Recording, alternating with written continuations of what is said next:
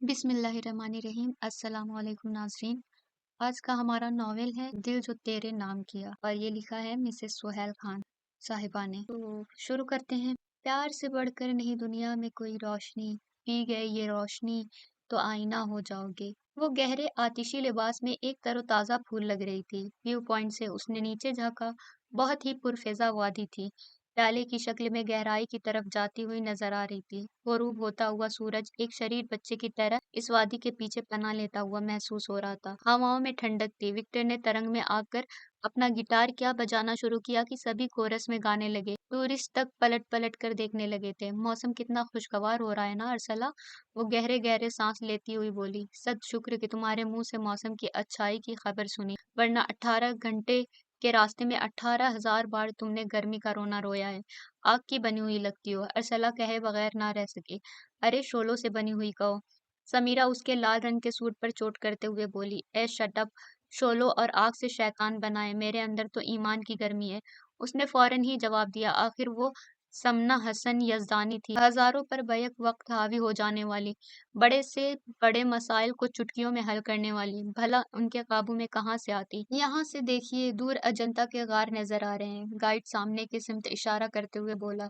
ये गाइड उन्होंने औरंगाबाद से हायर किया था। गुज़श्ता सुबह 6 बजे के निकले वो लोग आज दोपहर 12 बजे औरंगाबाद पहुंचे थे। वो सभी एमए फाइनल हिस्ट्री के तलबा थे। तकरीबन 40 के करीब लेक्चरर्स भी थे। 2 बसें भर गई थी। महाराष्ट्र के शहर औरंगाबाद पहुंचने तक थकन के मारे सबका बुरा हाल हो गया था। समना का तो व्यू पॉइंट आने का मूड ही नहीं बन रहा था। होटल में पहले से कमरे बुक थे। सारा सामान वहां रखकर सिर्फ 3 घंटे आराम करने के लिए दिए गए और फिर 2 घंटे बस में सफर करके वो लोग इस सबसे ऊंची पहाड़ी पर पहुंचे थे। थैंक्स गॉड कि मैं आ गई, अगर नहीं आती तो बहुत अफसोस रहता। वो वीडियो कैमरा ऑन करके फिल्म बनाने लगी। उस पर सरशारी की सी कैफियत तारी थी। हसीन और दिलकश मनाजिर हमेशा से उसकी कमजोरी थे। उसने रेड कलर का सूट पहन कर रखा था और समीरा को लाल रंग सख्त नापसंद था। उसका ताल्लुक केरला से था और केरल के लोगों को लाल रंग से सख्त चिढ़ होती है। ए हेलो, तुम मेरे रेड कलर पर ज्यादा तनकीद ना करना, वरना मैं भी तुम्हारी इस सफेद सूती साड़ी पर इतनी तनकीद करूंगी कि तुम रोने लग जाओगी। वो हमेशा की तरह लड़ने मरने पर आमादा हो गई। उसका बेहद सफेद चमकता चेहरा लिबास के रंग से मुशाबा नजर आने लगा था। ओ गॉड, हम यहाँ पिकनिक मनाने आए हैं, तुम दोनों हमेशा की तरह लड़ना शुरू मत कर देना। अरसला मसालेहत के लिए फौरन आगे बढ़ी। इससे कहो कि अपनी श्वेता देशमुख के साथ ही रहा करे, मेरे सामने आने की जरूरत नहीं है। मुझे इन जैसों को चलते फिरते सीधा करने की आदत है, समझे। कहते कहते उसने फिर कैमरा अपनी आंख पर लगा लिया। 6 बजते बजते वो लोग पहाड़ी से नीचे उतर आए थे। बस में बैठकर होटल पहुंचते पहुंचते काफी देर हो गई। बहरहाल कमरे में दाखिल होते ही थकन सेवा हो गई थी।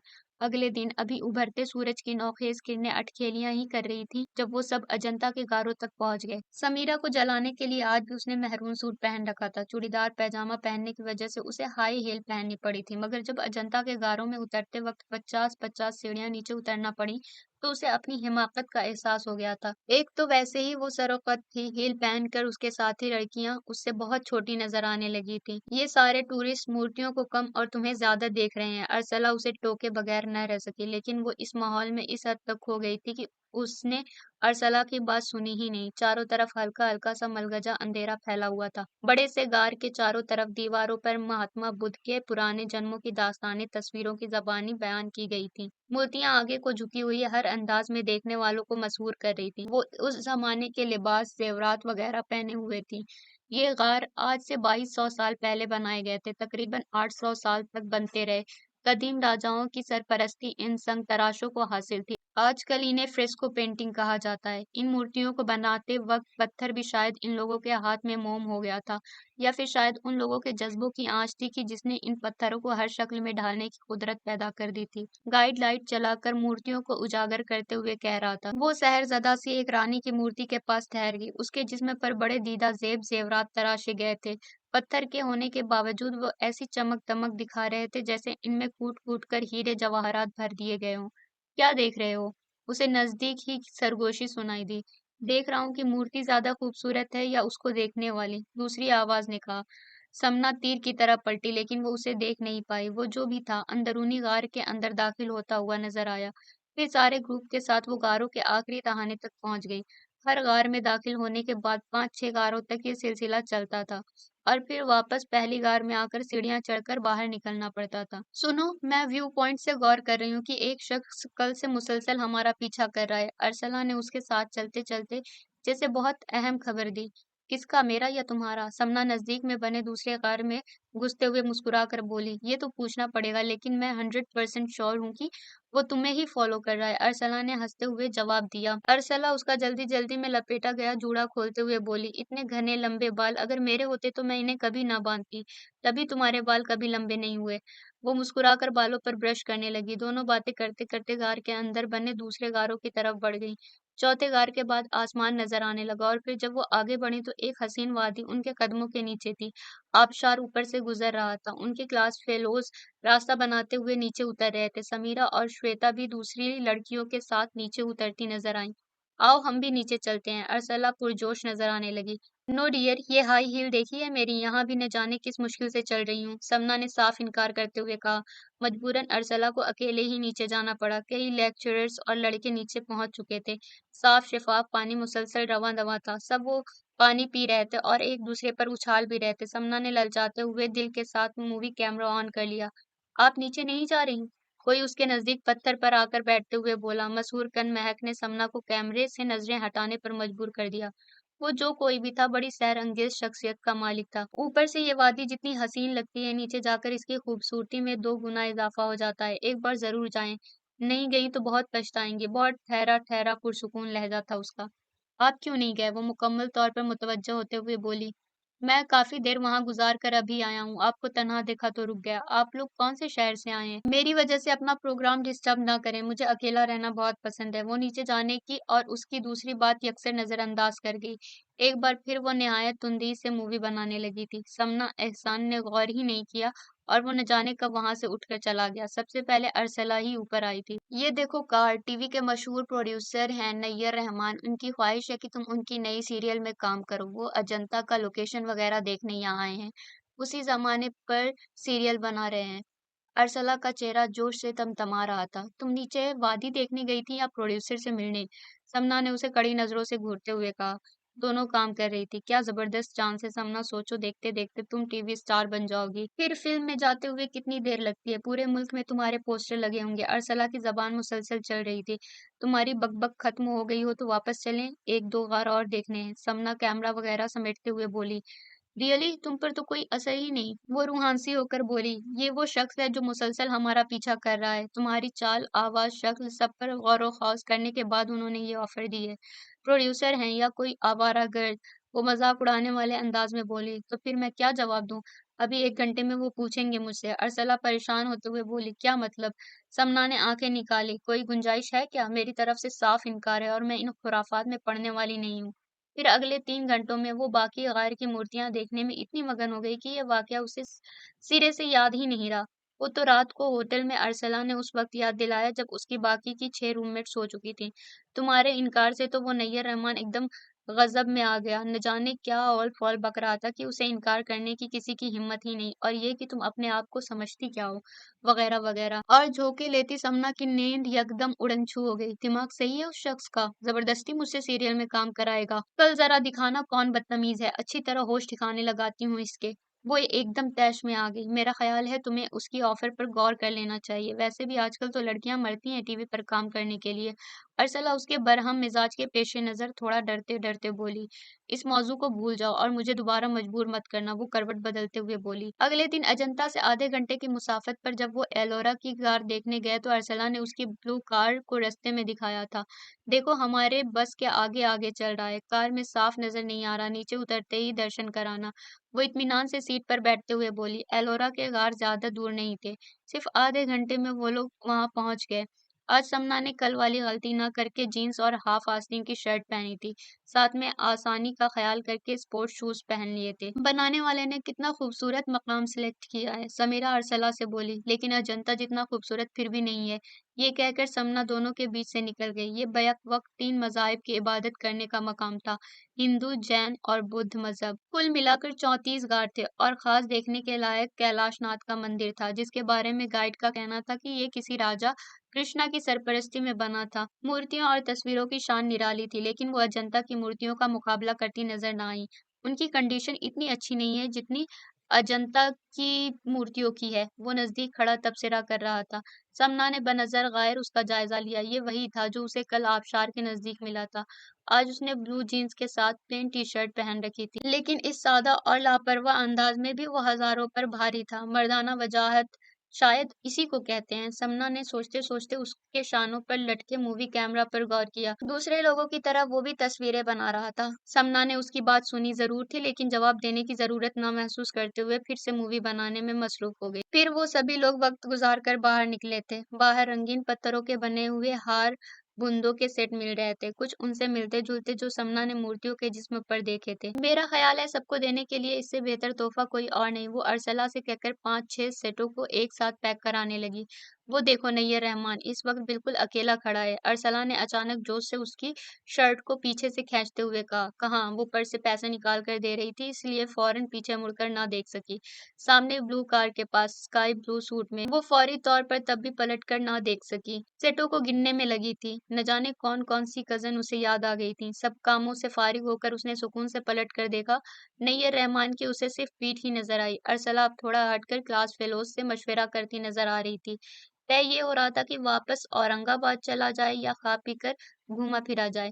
समना बर्क की रफ्तार से नैयर रहमान की तरफ बढ़ी। आज उससे भी जरा दो दो हाथ कर लिए जाएं। एक्सक्यूज मी, आप 2 दिन से मेरा पीछा क्यों कर रहे हैं? उसने जैसे पत्थर मारा था। जी? वो हैरान नजरों से देखने लगा। खुद वो भी थोड़ी कंफ्यूज हो गई। ये तो वही अजनबी था जो कल से उसे कितनी ही बार टकरा चुका था। उसकी उम्र तो टीवी प्रोड्यूसर के लिहाज से बहुत ही कम है। मुझे क्या? आजकल तो लोग पैदा होते ही टीवी डायरेक्टर और फिल्म प्रोड्यूसर बन जाते हैं। तुमने क्या समझा कि और लड़कियों की तरह मैं भी खुशी से पागल हो जाऊंगी? महाराष्ट्र के माहौल पर सीरियल बना रहे हो तो यहीं की लड़की सेलेक्ट करो। मुझे क्यों परेशान कर रहे हो? वो जब गुस्से में किसी से बात करती थी तो दूसरे के हाथ पैर फुला देती थी। वो भी सचमुच बौखला गया। आप क्या कह रही हैं? मेरी समझ में कुछ नहीं आ रहा है। आपका दिमाग तो ठीक है, वो संभलते हुए बोला। दिमाग मेरा खराब है या आपका? वो बिल्कुल ही आउट हो गई।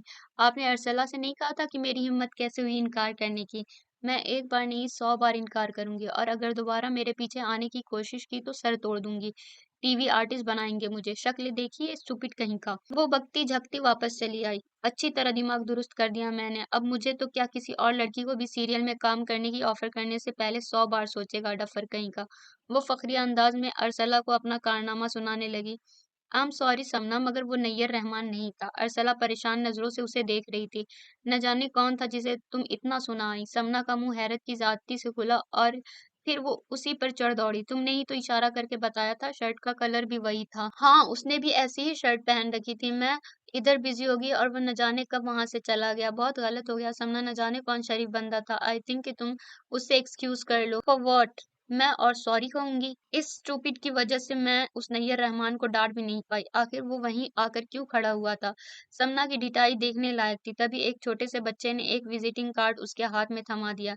इन साहब ने कहा है कि वो दिल्ली में आपसे राब्ता करेंगे। कार्ड पर बड़ा बड़ा नैयर रहमान लिखा था। वो सभी भतीजे भतीजियों के दरमियान ढेरों फोटो फैलाए बैठी थी। पिकनिक की मूवी कब की सेट होकर बड़ी कैसेट पर मुंतकिल हो चुकी थी। अब ये फोटो धुल कर आए थे तो वो उन्हें एल्बम में लगाने बैठ गई।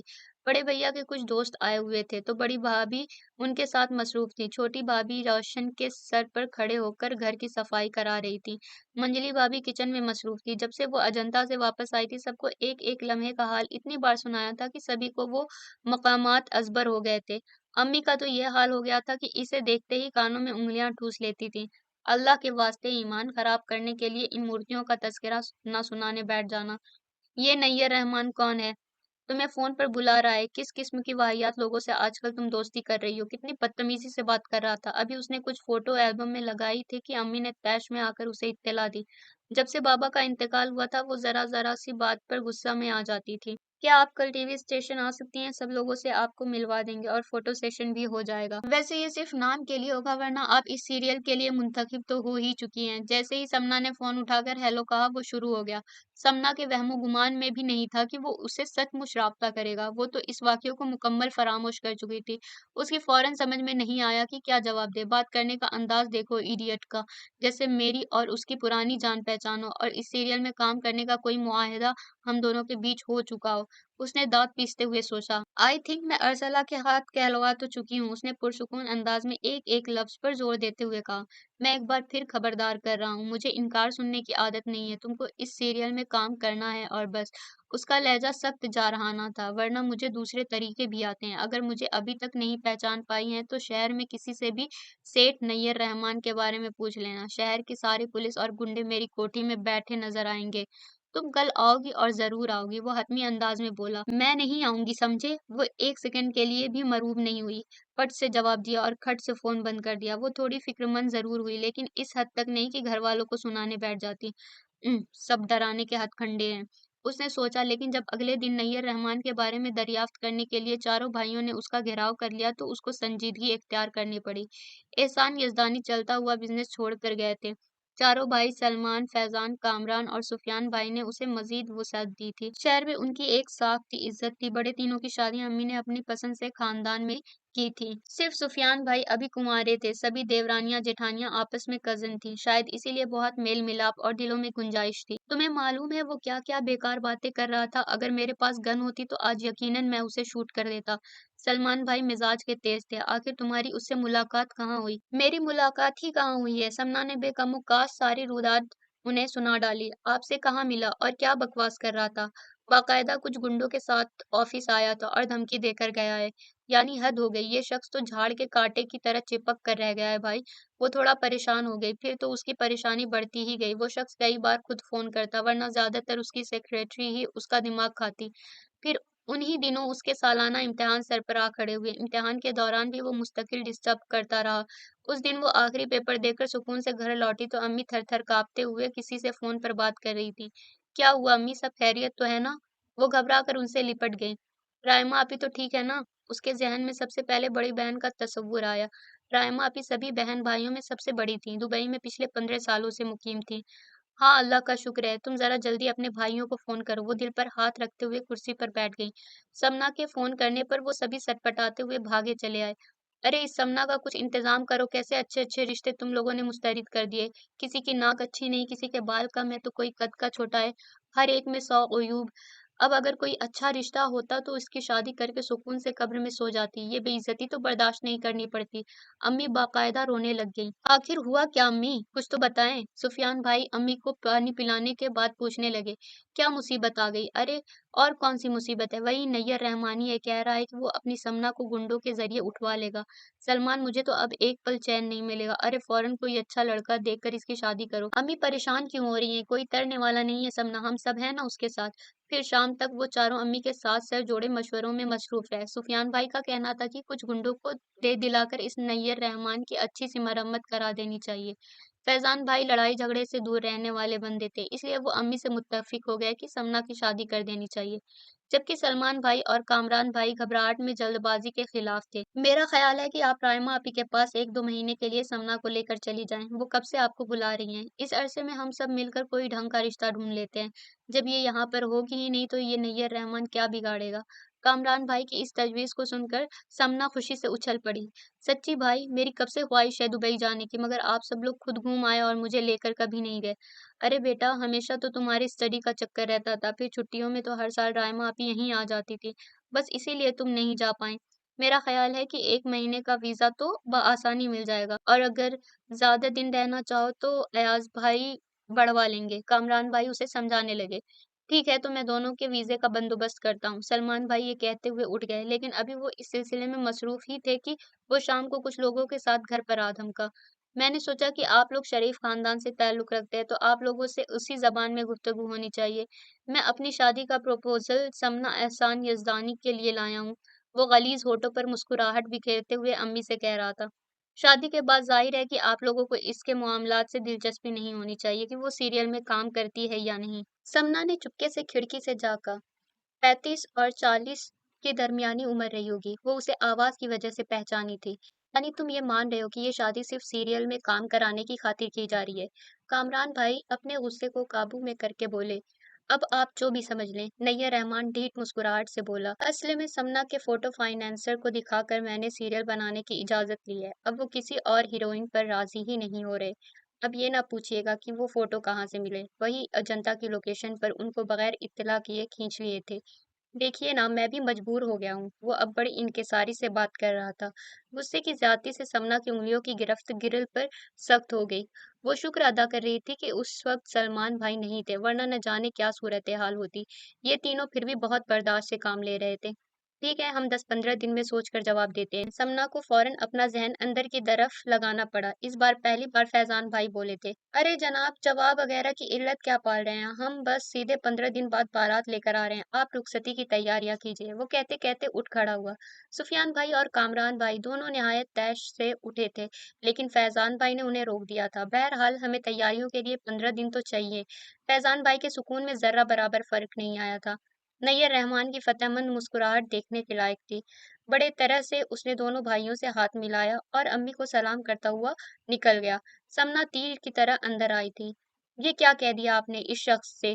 दोनों भड़क उठे थे। खामोश रहो, जल्द से जल्द समना को दुबई भेजने का इंतजाम करो। इससे लड़ झगड़ कर सिर्फ बच्ची की बदनामी होगी। किसी को मालूम नहीं होना चाहिए कि वो कहाँ भेजी जा रही है। और हाँ, अब उन दोनों का तन्हा जाना ठीक नहीं। सुफियान, तुम भी साथ जाओ। और फिर इतनी जल्दी इन तीनों की रवानगी के इंतजामात हुए कि समना हैरान रह गई। उसके घर से निकलने पर सख्त पाबंदी थी। घर पर हम वक्त सलमान भाई और फैजान भाई मौजूद रहते। शॉपिंग का सारा काम अम्मी और सुफियान भाई ने किया और वीजे और टिकट की सारी जरूरी कार्रवाइयां कामरान भाई करते रहे। यूं ठीक 10 दिन बाद निहायत राजदारी से वो तीनों एयर इंडिया के इस तैयारे में सवार थे जो सीधा दुबई जा रहा था। अम्मी सारे रास्ते दुआएं पड़ती हुई आई थी और उनके चेहरे पर इत्मीनान जब ही आया था जब वो ठीक 3.5 घंटे बाद दुबई इंटरनेशनल एयरपोर्ट पर उतर रहे थे। समना ने सुबह सुबह बमुश्किल दोनों शैतानों को स्कूल जाने पर तैयार किया था। उन्हें आए हुए 2 दिन हो गए थे और इन 2 दिनों में सोनी मोनी समना से चिपक कर रह गए थे। खाना पीना है तो समना के साथ, सोना है तो समना के साथ। स्कूल जाने के नाम से दोनों कानों पर हाथ रख लेते। वो दोनों 12 और 10 साल के बड़े प्यारे बच्चे थे। रायमा आपी और अयाज भाई की जिंदगी में बड़े इंतजार के बाद आए थे। अयाज भाई की दुबई की मशहूर कंपनी एरनोक में सीनियर इंजीनियर की पोस्ट पर थे। आपी और इनका जोड़ा मिसाली था। आपी हुस्न की जीती जागती मूरत और अयाज भाई वजाहत का मुकम्मल पैकर। समना के सामने जब भी कोई रिश्ता रखा जाता वो हमेशा यही कहती कि अयाज भाई जैसा लड़का ढूंढो मेरे लिए। आखिर मेरी कौन सी खासियत मुतासिर कर रही है मेरी गुड़िया को? अयाज भाई समना की इस बात पर बेहद खुश हो जाते। अरे भाई बता दो, ये रायमा तो तारीफ के मामले में सख्त बुखील है। हाँ तो आप बड़े फैयाज हैं, हरदम बस मेरी ही तारीफें नोके जबान पर रहती हैं। समना इनके सामने कोई तारीफी कलमात ना कहना, सख्त प्राउडी हो जाते हैं। हाय नहीं, मैं अयाज भाई दी ग्रेट के बारे में एक लफ्ज नहीं सुनूंगी। इनकी सूरत, इनकी आदतें, इनकी पोस्ट, खानदान, अरे हमारे अयाज भाई जैसा दूसरा कोई हो ही नहीं सकता। वो बड़े लाड से कहती, अल्लाह तुम्हें इनसे भी अच्छा शौहर दे। आप ही के दिल से दुआ निकलती। बच्चों की बस निकल गई है, आप इन दोनों को ड्रॉप करते हुए ऑफिस जाइएगा। 7:30 से 2 बजे तक का टाइम था अयाज भाई के ऑफिस का। आप ही जल्दी जल्दी दोनों बेटों को जूते पहनाते हुए बोले, मम्मी वापसी पर हम उमैर अंकल के साथ आ जाएंगे। सोनी जल्दी जल्दी टिफिन बैग में रखते हुए बोला, नहीं बेटा, स्कूल बस से आना। उमैर अंकल यहाँ कहाँ हैं? वो तो शारजा गए हुए हैं। समना ने पहली बार ये नाम सुना था लेकिन गौर करने की जरूरत महसूस नहीं की। 2 दिन बहुत आराम हो गया था। समना आपी के साथ घर समेटने में मसरूफ हो गई, फिर किचन में चली आई। आपी अम्मी और सुफियान भाई को नाश्ता कराने लगी तो वो दोपहर के खाने की तैयारी में लग गई। आपी, आज मैं चिकन जलफरेजी और मलाई कोफ्ता बनाऊंगी। अयाज भाई को बहुत पसंद है ना? वो मशवरा करने लगी। सोमी, तुम कहाँ इन बखेड़ों में फंस गई? जाओ जाकर आराम करो, वरना ऐसा करो टीवी देख लो। अभी बहुत देर है, मैं सब कर लूंगी। आप ही प्यार से उसे मना करने लगी। अरे नहीं आप ही, बस बहुत आराम हो गया। 2 दिन से बिस्तर पर ही लेटी हूँ। बस आप सारा सामान बताती जाइए कि कहाँ रखा है। जरा ज्यादा बनाना समना। उमैर को भी ये खाने बहुत पसंद है। आज उसे वापस आ जाना चाहिए। दूसरी बार ये नाम उसके सामने आया था, फिर भी उसे ख्याल ना आया कि वो पूछ ले कि ये उमैर नासिर कौन है। अरे होगा कोई, आप ही के बहुत से जानने वाले हैं। शाम को लैम्सी प्लाजा शॉपिंग सेंटर में घूमते घूमते वो क्रिस्टल के शोपीस देखने के लिए रुके। आप ही, कितने खूबसूरत हैं ये, और कितनी वैरायटी है यहाँ, लेकिन बहुत कीमती है। इसकी निगाहें शीशों में सजे इन क्रिस्टल पीस में अटक गई थी। आप ही, बड़ा स्टाइलिश और स्मार्ट सा बंदा है ये उमर। सुफियान भाई और रायमा आपी की बड़ी देर से बातें हो रही थी। वो दोनों समना के पीछे पीछे चल रहे थे। तुम कब मिले?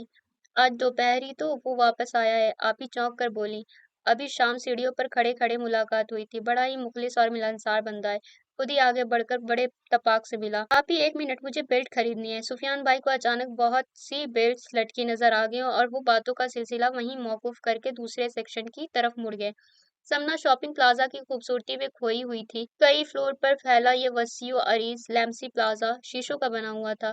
ढेरों सामान खरीदने के बाद उन्होंने सैंडविच और कोक पी और इस मखसूस हिस्से की तरफ बढ़ गए जो रेस्टोरेंट की शक्ल में बनाया गया था। हल्का हल्का अंधेरा, खूबसूरत सी धुन, मसनूई दरख्त और उन पर जलती बुझती रोशनियां। वो सहरजदा सी बैठी रही। अरे समना आंटी, आप तो इस माहौल पर फिदा हो गई। ये तो कुछ भी नहीं। अगर आप दुबई फेस्टिवल के दौरान आती ना तो देखती कि पूरा शहर दुल्हन की तरह सजता है और क्या क्या नए नए प्रोग्राम दिखाए जाते हैं। सोनी उसे बता रहा था। मसलन अगर मैं उस जमाने में आती तो मुझे क्या क्या दिखाते। उसे इन ज़हीन बच्चों से गुफ्तगू करने में बहुत मजा आता था। हम आपको फायर वर्क दिखाते, बहुत से रंगों के पटाखे जलाए जाते हैं जो मुख्तलिफ फव्वारों के फूलों की और स्टार की शक्लें बनाते हैं। कुछ नए डिजाइन भी बनाते हैं ये क्रैकर्स। सोनी जल्दी-जल्दी उसे बताने लगा। आखिर एक साथ कितने चलाते होंगे? समना का नई नई बातें जानने का तजस्सुस ऊद कर आया। बहुत बहुत ही ज्यादा। मोनी ने दोनों हाथों को दूर तक फैलाकर ज्यादा का एहसास कराना चाहा। सो सैड, इतना अच्छा प्रोग्राम मिस हो गया। चलो नेक्स्ट टाइम सही। वो उन्हें बहलाने लगी। और वो डिज्नी ऑन आइस वाला प्रोग्राम, मोनी जोश में सोनी को याद दिलाने लगा। वो भी फेस्टिवल के साथ खत्म हो गया क्या? नहीं, मम्मा बता रही थी इस प्रोग्राम की पसंदीदगी को देखते हुए इसे इस साल कुछ और दिनों के लिए बढ़ा दिया गया है। सोनी ने अपना सैंडविच खत्म करके टिश्यू का पैकेट खोला और हाथ साफ करने लगा। फिर दोनों के दरमियान अगले दिन के लिए ये प्रोग्राम तय हो गया। घर पर अम्मी अकेली ही थी, इसलिए रायमा आपी ने वापसी की जल्दी मचा दी थी। वो जल्दी जल्दी रात का खाना टेबल पर लगा रही थी जब उसने अम्मी की आवाज सुनी। अम्मी और सुफियान के लिए जो कमरा आपी ने मखसूस किया था वो डाइनिंग रूम से मुल्हक था। सोनी मोनी की जिद पर समना ने अपना बेड उन्हीं के कमरे में लगवा लिया था। 5 बेडरूम वाला ये फ्लैट काफी कुशादा और जदीद तर्ज पर सजा हुआ था। बहुत ही अच्छा लड़का है ये उमर नासिर, अम्मी शायद रायमा आपी से कह रही थी, क्योंकि जवाब में रायमा आपी की आवाज सुनाई दी। आपसे मुलाकात हो गई उसकी? हाँ, तुम लोगों के जाने के बाद आया था मुझसे मिलने। इतनी अपनाइयत से मिला जैसे कोई नजदीकी अजीज रिश्तेदार हो। हाँ, वाकई मिलता तो ऐसी ही मोहब्बत से है। हालांकि अभी सिर्फ 2 महीने हुए हैं इसे यहाँ शिफ्ट हुए, लेकिन सालों की ज़हनी वाबस्तगी महसूस होने लगी है उसके साथ। मोनी सोनी तो दीवाने हैं उसके। सुफियान भी बहुत तारीफ कर रहा था। करता क्या है ये लड़का? अम्मी के अंदाज में खोज सिमट आई। समना को उनके इस अंदाज से बहुत कोफ्त और शर्मिंदगी सी महसूस होती थी। तकरीबन 5-6 साल से हर अच्छे लड़के को देखते ही उनके अंदाज ऐसे ही हो जाया करते थे। यहाँ भी ये काम शुरू हो गया। वो झल्लाई हुई सालन के डोंगे डाइनिंग टेबल पर लगाने लगी। यहाँ की एक बहुत अच्छी कंपनी है, फ्यूचर पाइप एंड इंडस्ट्री। उसमें कंप्यूटर इंजीनियर है, जबरदस्त सैलरी और दूसरी पुरकशिश मराहत कंपनी की तरफ से हासिल है।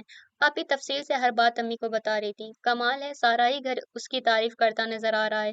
आखिर है कौन ये उमैर नासिर? पहली बार उसके दिल में तजस्सुस पैदा हुआ। अगले दिन सोनी मोनी ने सुबह से उधम मचाकर बर्फ पर खेलने जाने वाले स्केटिंग खेल के टिकट मंगवा लिए थे। आपी ने जाने से साफ इनकार कर दिया और अयाज भाई को ऑफिस का कुछ काम था। यूं वो दोनों शैतानों को लेकर सुफियान भाई के साथ ये शो देखने चली आई। ठीक 4:30 बजे बड़े से स्टेडियम में ये शो शुरू हुआ। जलती बुझती रोशनियों में खूबसूरत सी धुन पर यूनानी लिबास में मलबूस एक लड़का बर्फ पर स्केटिंग करता सामने आया था। ये एक ड्रामा था जो हरक्यूलिस की जिंदगी पर मोहित था, जो अपनी महबूबा हीरा को हासिल करने के लिए और उसे खुश करने के लिए 12 मुश्किल काम अंजाम देता है, तब जाकर महबूबा राजी होती है। ये शख्स इस साल का स्केटिंग चैंपियन है। सोनी सुफियान भाई को बताने लगा। उसकी हाइट और बॉडी देखो, मुझे भी ऐसा ही बनना है। मोनी उससे मुतासिर होकर बोला। वो दोनों थोड़ी देर भी चुप नहीं बैठ सकते थे। ऐसी कौन सी खास बॉडी और मसल्स हैं? इससे ज्यादा अच्छी हाइट और बॉडी तो उमैर अंकल की है। सोनी फौरन ही बोला था। उफ, फिर वही शख्स। वो झुंझला गई। अरे कौन है ये उमैर नासिर? सुन सुनकर मैं तो एलर्जिक हो गई हूँ। हमारे नेबर हैं, हमारे फ्लैट के ऊपर वाला फ्लैट उन्हीं का तो है। सुबह शाम खूब वेट लिफ्टिंग करते हैं अंकल, मगर उनकी बॉडी इस हरक्यूलस के मुकाबले की थोड़ी होगी। समना को उन्हें चिढ़ाने में बड़ा लुत्फ आता था। बिलीव में समना टी इससे ज्यादा अच्छी है। कमर एकदम पतली और चेस्ट एकदम बड़ा और फैला हुआ और हाइट पापा से भी लंबी। सोनी बड़े संजीदा अंदाज में तफसील से बताने लगा। वो दोनों आंटी का मुखफिफ टी इस्तेमाल करते थे और समना को उनका इस तरह कहना अच्छा भी लगता था। अच्छा, देखेंगे तो फैसला करेंगे। वो बात खत्म करने के ख्याल से बोली, वरना वो दोनों मुसलसल दिमाग खाते रहते और प्रोग्राम को देखने ही नहीं देते। हाँ, हम दिखाएंगे। दोनों एक दूसरे के हाथ पर हाथ मारकर हंस पड़े। समना मुकम्मल तौर पर स्केटिंग करते हीरो की तरफ मुतवज्जो हो गई, जो अब हेरा के लिए मुश्किल कामों की अंजाम दही में मसरूफ था। मेहरबा कभी ना आशनाओं जैसा है, मिजाज उसका धूप छाओं जैसा है। वापसी पर वो जो थक कर सोई तो सुबह उस वक्त आंख खुली जब मोनी उसे झिंझोड़ रहा था। उसने वॉल क्लॉक पर नजर डाली। अभी बमुश्किल 6 बजे थे। अरे इतनी जल्दी क्यों जगा दिया बेटा? वो बड़ी दिक्कत से आंखें खोलते हुए बोली। आपको एक चीज दिखानी है, वो बड़े राजदाराना अंदाज में बोला। उठिए मेरे साथ चलिए जरा, वो समना का हाथ खींचते हुए बोला। कहाँ? वो बड़ी मुश्किल से बिस्तर से निकली। समंदर के किनारे होने के बायस दुबई की सुबह बड़ी खुशगवार और ठंडी होती है। गर्मी के महीने में ज्यादा से ज्यादा टेम्परेचर 41 डिग्री सेल्सियस तक जा पहुंचता है, जबकि सर्दियां काफी ठंडी होती हैं। मोनी उसका हाथ पकड़कर टेरिस की तरफ जा रहा था। नींद में डूबी वो उसके साथ खींची जा रही थी। रात शॉर लेकर वो बालों को ब्रश किए बगैर ही सो गई थी। हल्का सा लॉन का सूट सिलवटों से भरा हुआ था। क्या मॉर्निंग स्टार्स दिखा रहे हो? उसने अंदाजा लगाने की कोशिश की तो मोनी ने अपना सर नफी में हिला दिया। अरे तो क्या बारिश आ गई है? सबना ने नींद को अपने जहन से भगाते हुए बड़े यकीन से कहा। कल ही तो रायमा आपी बता रही थी कि यहाँ बारिश अचानक और बहुत शदीद किस्म की होती है। सर्दियों में अक्सर व बेशतर और गर्मियों में कभी कभार हो जाती है। बारिश का अंदाजा तो आपको कमरे में बैठकर ही हो जाता। विंडो खुली हुई थी। कहते कहते उसने टेरिस का दरवाजा खोल दिया। सामने ही सोनी वेट लिफ्टिंग का सामान हाथ में लिए वर्जिश करता नजर आया। तुम मुझे सोनी को दिखाने के लिए ऊपर लाए हो? वो गुस्से से झुंझलाती हुई एकदम कई फरलांग आगे बढ़ गई और तब उसे वो नजर आ गया, मगर साथ ही वर्जिश का मुख्तसर सा लिबास पहने एक्सरसाइज करता हुआ उसका जिस्म साकित हो गया था। ये उमैर अंकल है ना? इनकी बॉडी सॉलिड हरक्यूलिस से ज्यादा स्ट्रांग। सोनी फौरन तारुफ का मरहला निभाने लगा। समना का मुंह खुला और फिर बंद हो गया। उसे उम्मीद नहीं थी कि दोनों नालायक एक अजनबी से इस तरह मिलाएंगे। कल असल में हमारी समना टी से बहस हो गई। वो कह रही थी कि हरक्यूलिस की बॉडी ज्यादा अच्छी है और हम दोनों कह रहे थे कि हमारे उमैर अंकल की बॉडी का कोई मुकाबला नहीं कर सकता। तो समना टी बोली कि स्टॉप इट सोनी मोनी। वो सटपटाते हुए बोली। एक पशेमान सी नजर उसने उमैर की तरफ डाली और उसकी आंखों में अपने लिए शनासाई की झलक देखकर उसे भी ख्याल आया कि वो उससे पहले भी कहीं मिल चुकी है। कहाँ? ये फौरी तौर पर याद नहीं आया। वहां रुके रहने का कोई जवाज ही नहीं था। उमैर खुद ही बेहद बौखला गया था। वो तेजी से पलटी और सीधी नीचे आकर रुकी और जब फ्लैट का दरवाजा खोलकर अंदर दाखिल हो रही थी तो अचानक बर्क की तेजी से उसे याद आ गया कि वो उमैर नासिर से कहाँ मिली थी। यकीनन ये वही शख्स था जिससे वो अजंता एलोरा के गारों में मिली थी और जिसे नैयर रहमान समझकर खूब डांट भी पिलाई थी। नहीं भला ये वहां कहाँ से आया? शायद मुझे मुगालिता हुआ है, सोचती हुई वो वापस बिस्तर पर आकर लेट गई। दिल अभी तक बहुत जोर जोर से धड़क रहा था। उसके दिमाग की स्क्रीन पर वो सीन रिवर्स हो गया। वाकई बहुत शानदार पर्सनैलिटी है, पूरी की पूरी हस्ती को हिला देने वाली। फिर बड़ी मुश्किल से उसे नींद आई थी। 9 बजे तक वो सोकर उठी तो क्रीक पार्क जाने का प्रोग्राम बनाकर रायमा आपी ने अम्मी को भी चलने पर राजी कर दिया। जुमेरात का दिन था, सभी की छुट्टी थी। दोपहर का खाना वगैरह खाकर वो लोग निकले थे। सुबह के इस वाकये के बाद उसने कई घंटे सोनी मोनी से बात नहीं की, मगर दोनों ने सॉरी की गिरदान ही इतनी बार की कि उसे थक कर गुफ्तगू का सिलसिला जारी करना पड़ा। सुनो, ये बातें रायमा आप या नानी को मत बता देना, उसने याद दहानी की। बता देते अगर आप अब भी हमारी सॉरी न सुनती, दोनों ने दूर जाकर खिलखिलाते हुए कहा और वो उनकी शरारत पर मुस्कुरा कर रह गई। वसी रकबे पर फैला क्रीक पार्क हजारों दिलचस्पियों को अपने अंदर पिन्हा रखता था। मुख्तलिफ झूलों पर बैठने के बाद बच्चों ने केबल कार राइड पर बैठने की जिद पकड़ ली। जमीन से 25 किलोमीटर ऊपर तारों की मदद से चलने वाली ये कारें चारों तरफ से मुकम्मल तौर पर शीशों से ढकी हुई होती थीं। रायमा आपी उन्हें अकेला भेजने पर राजी ना हुई, इसलिए सुफियान भाई उनके साथ चले गए। समना को थकन सी महसूस हो रही थी, इसलिए उसका जाने का दिल ही नहीं चाहा। तभी उसने हेलीकॉप्टर को आसमान पर उड़ते देखा। Helicopter ride, ride on hills, वो बेसाख्ता चिल्ला उठी। मुझे हेलीकॉप्टर में बैठना है। वो सब थकन भूलकर तेजी से उठते हुए बोली। आप ही चले ना? वो जिद करने लगी। ना बाबा, मुझे चक्कर आते हैं। रायमा आपी ने साफ इनकार कर दिया। अयाज भाई इस वक्त सबके लिए खाने पीने का सामान लेने गए हुए थे। ओके, मैं अकेली ही चली जाती हूँ। वो नाराज होकर चल दी। टिकटों के लिए लंबी लाइन लगी थी। नहायत जोशो खरोश से वो लाइन में खड़ी हो गई, लेकिन जब बहुत देर तक टिकट नहीं मिले तो वह बेजार हो गई। मगर उससे पहले कि वो लाइन से निकलती, वो 2 टिकट हाथ में लिए उसके सामने आ गया। चलिए, टिकट मिल गए हैं। वो बेनियाजी से इत्तेला दे रहा था। आप कहाँ से आ गए? वो उमैर को गैर मुतवक्का तौर पर देखकर हैरान रह गई। आने का प्रोग्राम तो मेरा आप लोगों के साथ ही था, लेकिन जरा लेट हो गया। बड़ा संजीदा और लिए दिए वाला अंदाज था। अयाज भाई ने आपकी तरफ भेजा है, वो हेलीकॉप्टर की तरफ बढ़ते हुए कह रहा था। छोटे से हेलीकॉप्टर में सिर्फ 4 लोगों की गुंजाइश थी। उन दोनों के अलावा 2 और लड़के सामने की सीटों पर बैठे हुए थे। केबिन में पायलट मौजूद था। उमैर उसकी नजदीक वाली सीट पर विराजमान हो गया। बड़ी तेजी से हेलीकॉप्टर ऊपर उठना शुरू हो गया था। समना को ऐसा महसूस हो रहा था जैसे वो कदीम शहजादियों किसी शान के साथ उड़न खटोले पर बैठी आसमानों की सैर कर रही हो। आपको बुलंदियों पर पहुंचकर कैसा महसूस होता है? वो उसका बगौर जायजा लेता हुआ बोला, बुलंदियों पर पहुंचना किसे अच्छा नहीं लगता। इंसान को हमेशा ऊपर की तरफ नजर रखनी चाहिए और वहां पहुंचने के लिए मुसलसल जद्दोजहद करते रहना चाहिए। वो बात को दूसरे रुख पर ले गई। उसी वक्त हेलीकॉप्टर ने झटके से टर्न लिया। समना ने संभलने की पूरी कोशिश की थी, लेकिन बावजूद कोशिश के उमैर के मजबूत सीने से उसका सर जा टकराया। बड़ा मशहूर कन लम्स था। वो थोड़ी देर के लिए मदहोश सा हुआ, फिर संभल गया। इधर वो बेहद शर्मिंदा हो गई। Sorry, really very sorry. अच्छा, सॉरी भी कर लेती हैं आप? मैं तो समझ रहा था ये लफ्ज आपकी डिक्शनरी में है ही नहीं। अब वो जरा शोखी से मुस्कुराता हुआ बोला, मैं बगैर वजह के सॉरी नहीं करती। वो बालों की दिलफरेब लटों को पिनों के जरिए समेटते हुए बोली, मेरे दो दो सॉरी ड्यू हैं आप पर। औरंगाबाद के गारों में भी आप न जाने क्यों अचानक बरस पड़ी और आज सुबह एक्सरसाइज करते वक्त मुझसे मिलने चली आई। किसी शरीफ आदमी को वर्जिश करते हुए देखना इखलाकी तौर पर बुरी बात है। वो मुस्कुराते हुए कह रहा था। अरे वो, समना हैरान हुई, फिर गुस्से से भर गई। अजंता में मुझे मुगालता हुआ, किसी और के शक में मैंने आपको उल्टी सीधी सुना दी, और सुबह तो सरासर गलती सोनी मोनी की थी। हद हो गई, समझ रहे हैं कि मैं जानबूझकर इनको देखने गई थी। मिस्टर वर्ल्ड बनने वाले हैं ना? वो दिल ही दिल में बड़बड़ाई और नाराजगी के तौर पर रुख मोड़कर बैठ गई। तो फिर क्या डिसाइड हुआ, मेरी बॉडी ज्यादा अच्छी है या हरक्यूलिस की? वो शरारती लहजे में पूछ रहा था। हरक्यूलिस की। वो बेसाख्ता हंस पड़ी। आखिर को वो यूनानी देवमालाई हीरो है, और आप क्या हैं? शायद आपका हीरो। वो उसके कान के पास झुका कह रहा था। समना की हंसी को ब्रेक लग गया। उसने खुशमगी नजरों से उसे घूरा और फिर बाहर की सिमत पूरी तरह से मुतवज्जो हो गई। हेलीकॉप्टर अब नीचे की तरफ आहिस्ता आहिस्ता उतर रहा था। उन्हें आए हुए 2 हफ्ते हो गए थे। वो तकरीबन सारा ही शहर देख चुकी थी। पूरा शहर 2 हिस्सों में बना हुआ था। बहरे अरब इन दोनों हिस्सों के दरमियान फासले बढ़ा देता अगर वो दोनों पुल ना होते, अल मखदूम पुल और गारहूड पुल। इन दोनों पुलों पर रात 12 बजे तक गाड़ियां दौड़ा करती, लेकिन 12 बजते ही ये पुल, जो बिल्कुल सड़क की शक्ल के थे, किनारों पर समेट लिए जाते और पानी के जहाज बहरे अरब से गुजरना शुरू हो जाते। यूं दोनों तरफ का ट्रैफिक ना रुक पाता। यूएई के 7 मुल्कों में से ये दूसरे नंबर पर बड़ा मुल्क था। शहर में लोकल कॉल बिल्कुल मुफ्त थी। सबसे ज्यादा आसानी जो समना को महसूस हुई वो टैक्सी बुलाने के लिए थी। एक खास नंबर डायल करने पर टैक्सी स्टैंड से कोई भी टैक्सी घर के सामने पहुंच जाती और समना उसमें बैठकर अकेली निकल खड़ी होती। अयाज भाई अपने ऑफिस में कुछ ज्यादा मसरूफ हो गए थे। सोनी मोनी के सहमाही इम्तिहान शुरू हो गए थे। दोनों आजकल पढ़ाई में मसरूफ थे। सुफियान भाई इस कोशिश में लगे थे कि दिल्ली में उनकी फैक्ट्री में बना सामान यहाँ दुबई में भेजा जा सके। सुबह जाते तो शाम की खबर लाते।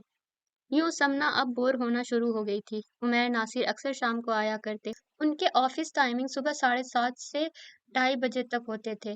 फिर 4 बजे वो दोबारा दूसरी शिफ्ट में ऑफिस जाता और तकरीबन 7 बजे तक उसकी वापसी हो जाती। आमतौर पर 8 बजे तक नहा धोकर वो इधर का रुख किया करता। सुफियान भाई भी उसके मुंतजिर रहते। ऐसे में खातिर तवाज़ो की जिम्मेदारी समना के सर आ जाती। आप ही उस वक्त अपने दोनों बेटों को पढ़ा रही होती। वो चाय के साथ लवाजमात के तौर पर एक दो चीजों का इजाफा जरूर करती। डाइनिंग रूम से दोनों के हंसने की आवाजें आती रहती, मगर वो वहां जाने की गलती कभी ना करती। उमैर नासिर की नजरों में उसे अपने लिए अजीब से जज्बे नजर आते थे, तशना तशना सी जादू जगाती हुई। समना को लगा कि अगर वो गलती से भी उसकी तरफ देख लेगी तो पत्थर की हो जाएगी। वक्त रुखसत वो अम्मी से मिलने उनके कमरे में जरूर जाता था। उन्हें खुदा हाफिज कहते कहते उसकी निगाहें समना को जरूर ढूंढती, और अगर वो वहां होती तो एक बेसाख्ता किस्म की मुस्कुराहट उसके लबों पर आ जाती, पुरकशिश सी मानी खेज मुस्कुराहट। और अगर वो किचन में चाय के बर्तन समेट रही होती तो वो जोमानी फिक्रे उसकी जानिब जरूर उछाल देता। वो कभी नजरअंदाज कर देती, कभी संजीदगी इख्तियार कर लेती, और कभी नाराजगी के इजहार के तौर पर किचन से पैर पटकती बाहर निकल जाती। आज भी वो एक शेर पढ़ता उसके सामने से गुजर गया। राजों की तरह उतरो मेरे दिल में किसी शब, दस्तक पे मेरे हाथ के खुल जाओ किसी दिन। वो गहरी गहरी सांस लेती दीवार से लगकर खड़ी हो गई। उमैर का रवैया उसकी समझ से बाहर था। उसका चेहरा, उसकी आंखें, उसके चेहरे का ओजू ओजू समना के लिए पसंदीदगी का ऐलान करता था। लेकिन बात जब समना के लिए प्रपोजल देने की आई तो वो खामोशी इख्तियार कर गया। कल ही तो रायमा आपी ने उसे बताया था कि घर के सभी अफराद का ये मुश्तरका फैसला है कि यहीं दुबई में किसी लड़के को पसंद करके समना के फर्ज से सुबकदोश हो लिया जाए। आपी को सबसे ज्यादा पसंद उमैर नासिर ही था। इतने दिन इंतजार करने के बाद कल उन्होंने इशारों किनायों में उसे ये भी बता दिया कि वो समना की शादी यहीं दुबई में करना चाह रही हैं। नैयर रहमान का भी किस्सा सुनाया था। वो चुपचाप सुनता रहा, किसी तमन्ना का इजहार नहीं किया, कोई वाबस्तगी जाहिर नहीं की थी। समना देर तक फिक्र में गलता रही। ये सब क्या था? क्या वो उसके जज्बात से खेल रहा था, उससे फ्लर्ट कर रहा था? उसकी आंखों से पुकारती चाहत क्या बेमानी थी? उसका दिल बेसबब ही कांपने लगा। न जाने उसे क्या हो रहा था। वीरानियां घेराव डालते हुए उस पर हमलावर थी। आपी ने 2 दिन के बाद समना की सालगिरह के मौके पर दुबई में मुकीम अपने सभी हिंदुस्तानी और पाकिस्तानी फैमिलीज को बुलाया था। उनमें से कोई एक समना का नसीब बनने वाला था। बहुत से अच्छे लड़के हैं। दुनिया उमैर नासिर पर खत्म नहीं हो गई। हजारों काम थे, 30-40 के करीब मेहमानों की दावत थी, सारा इंतजाम घर पर ही होना था। आप ही 2 दिन से अकेली भागी भागी फिर रही थी। समना की अदम दिलचस्पी को महसूस करके अम्मी भी आप ही के साथ लगी हुई थी। ये तुम किस हुलिया में लंबी लंबी लेटी हो? शाम को इतने मेहमान आ रहे हैं सिर्फ तुमसे मिलने, तुम्हें देखने, सालगिरह तुम्हारी है। जरा अच्छी तरह से तैयार होना समना गुड़िया। समना के सीने में घुटन सी होने लगी, दिल में दर्द सा करवटें लेने लगा। आप ही, वो अचानक ही उनसे लिपट कर रो पड़ी। हैं? अभी कौन-सा हम तुम्हें रुखसत कर रहे हैं जो रोना-धोना मचा रही हो? अयाज भाई मज़ाक उड़ाने लगे। आप ही देर तक उसे प्यार से समझाती रहीं, लेकिन वो उनके जाने के बाद भी देर तक मुँह लपेटे पड़ी रही। ये एहसास कितना जानलेवा था कि उसने अपना दिल नादानी और नासमझी में सही, लेकिन उमैर नासिर के नाम कर दिया था। जहाँ इतने साल मोहतात रवैया इख्तियार करते गुज़र गए, वहीं ये चंद दिन भी गुज़र जाते। ये उमैर कहाँ से आ गया? आह! उसका खुशियों से भरा ये दिल उदासियों की लपेट में आ गया था। अचानक ही उसे अपने ऊपर गुस्सा आने लगा। क्या वो ऐसी गई गुजरी हस्ती थी कि उसे यूं नजरअंदाज किया जाता? नाकदरे लोगों के लिए 1% भी एनर्जी वेस्ट नहीं करना चाहिए। उसके जिस्म में अंगारे सुलगने लगे। नतीजतन आंसू आंखों की दहलीज तक आकर रुक गए। दूसरे ही पल वो तैयार होने के लिए उठ खड़ी हुई। उमैर नासिर, जज्बे इतने अर्जा भी नहीं होने चाहिए। पार्टी बहुत जबरदस्त रही। सभी ने अपनी अपनी उम्रों के लिहाज से ग्रुप बना लिए। बच्चों ने सोनी मोनी के साथ टीवी रूम पर कब्जा जमा लिया। नौजवानों ने डाइनिंग टेबल के आसपास कुर्सियां डाल ली। समना एहसान का तारुफ वीआईपी की तरह कराया गया। लाइट पिंक और पर्पल कलर के इम्तिजाज से बनाया सूट उस पर खूब जच रहा था। व्हाइट डायमंड का सेट शुआएं बिखेर रहा था। मेकअप वो शाज़ो नादिर ही करती थी, लेकिन आज निहायत दिलजमई से रात की मुनासिबत से गहरा मेकअप किया था। उसके घने लंबे बालों को आपी ने बैंड की कैद से आज़ाद कर दिया था। हर वक्त इन्हें लपेटे ही रखती हो, आज के दिन इन्हें खुला छोड़ दो। वो सब लोगों के दरमियान आई तो सारी महफिल पर छा गई। मिसेस आसिफ को वो अपने डॉक्टर बेटे के लिए फौरन ही पसंद आ गई थी। हाय, कैसी गुलाबी गुलाबी रंगत है बच्ची की, और इसके बाल। बस मुझे ऐसी ही लड़की की तलाश थी। मिसेस जवेरिया को उसका लंबा कद और फिगर भा गई थी। उनका बेटा एमबीए के लिए अमेरिका गया हुआ था। अमेरिकन फिगर है बच्ची की, मेरे बेटे के साथ बहुत सूट करेगी। मिसेस आसिफ का बेटा डॉक्टर राफे मलिक तो उसके पीछे ही लग गया था। वो मुसलसल उसे बातों में उलझाए हुए था, लेकिन वो उलझी हुई कहाँ थी।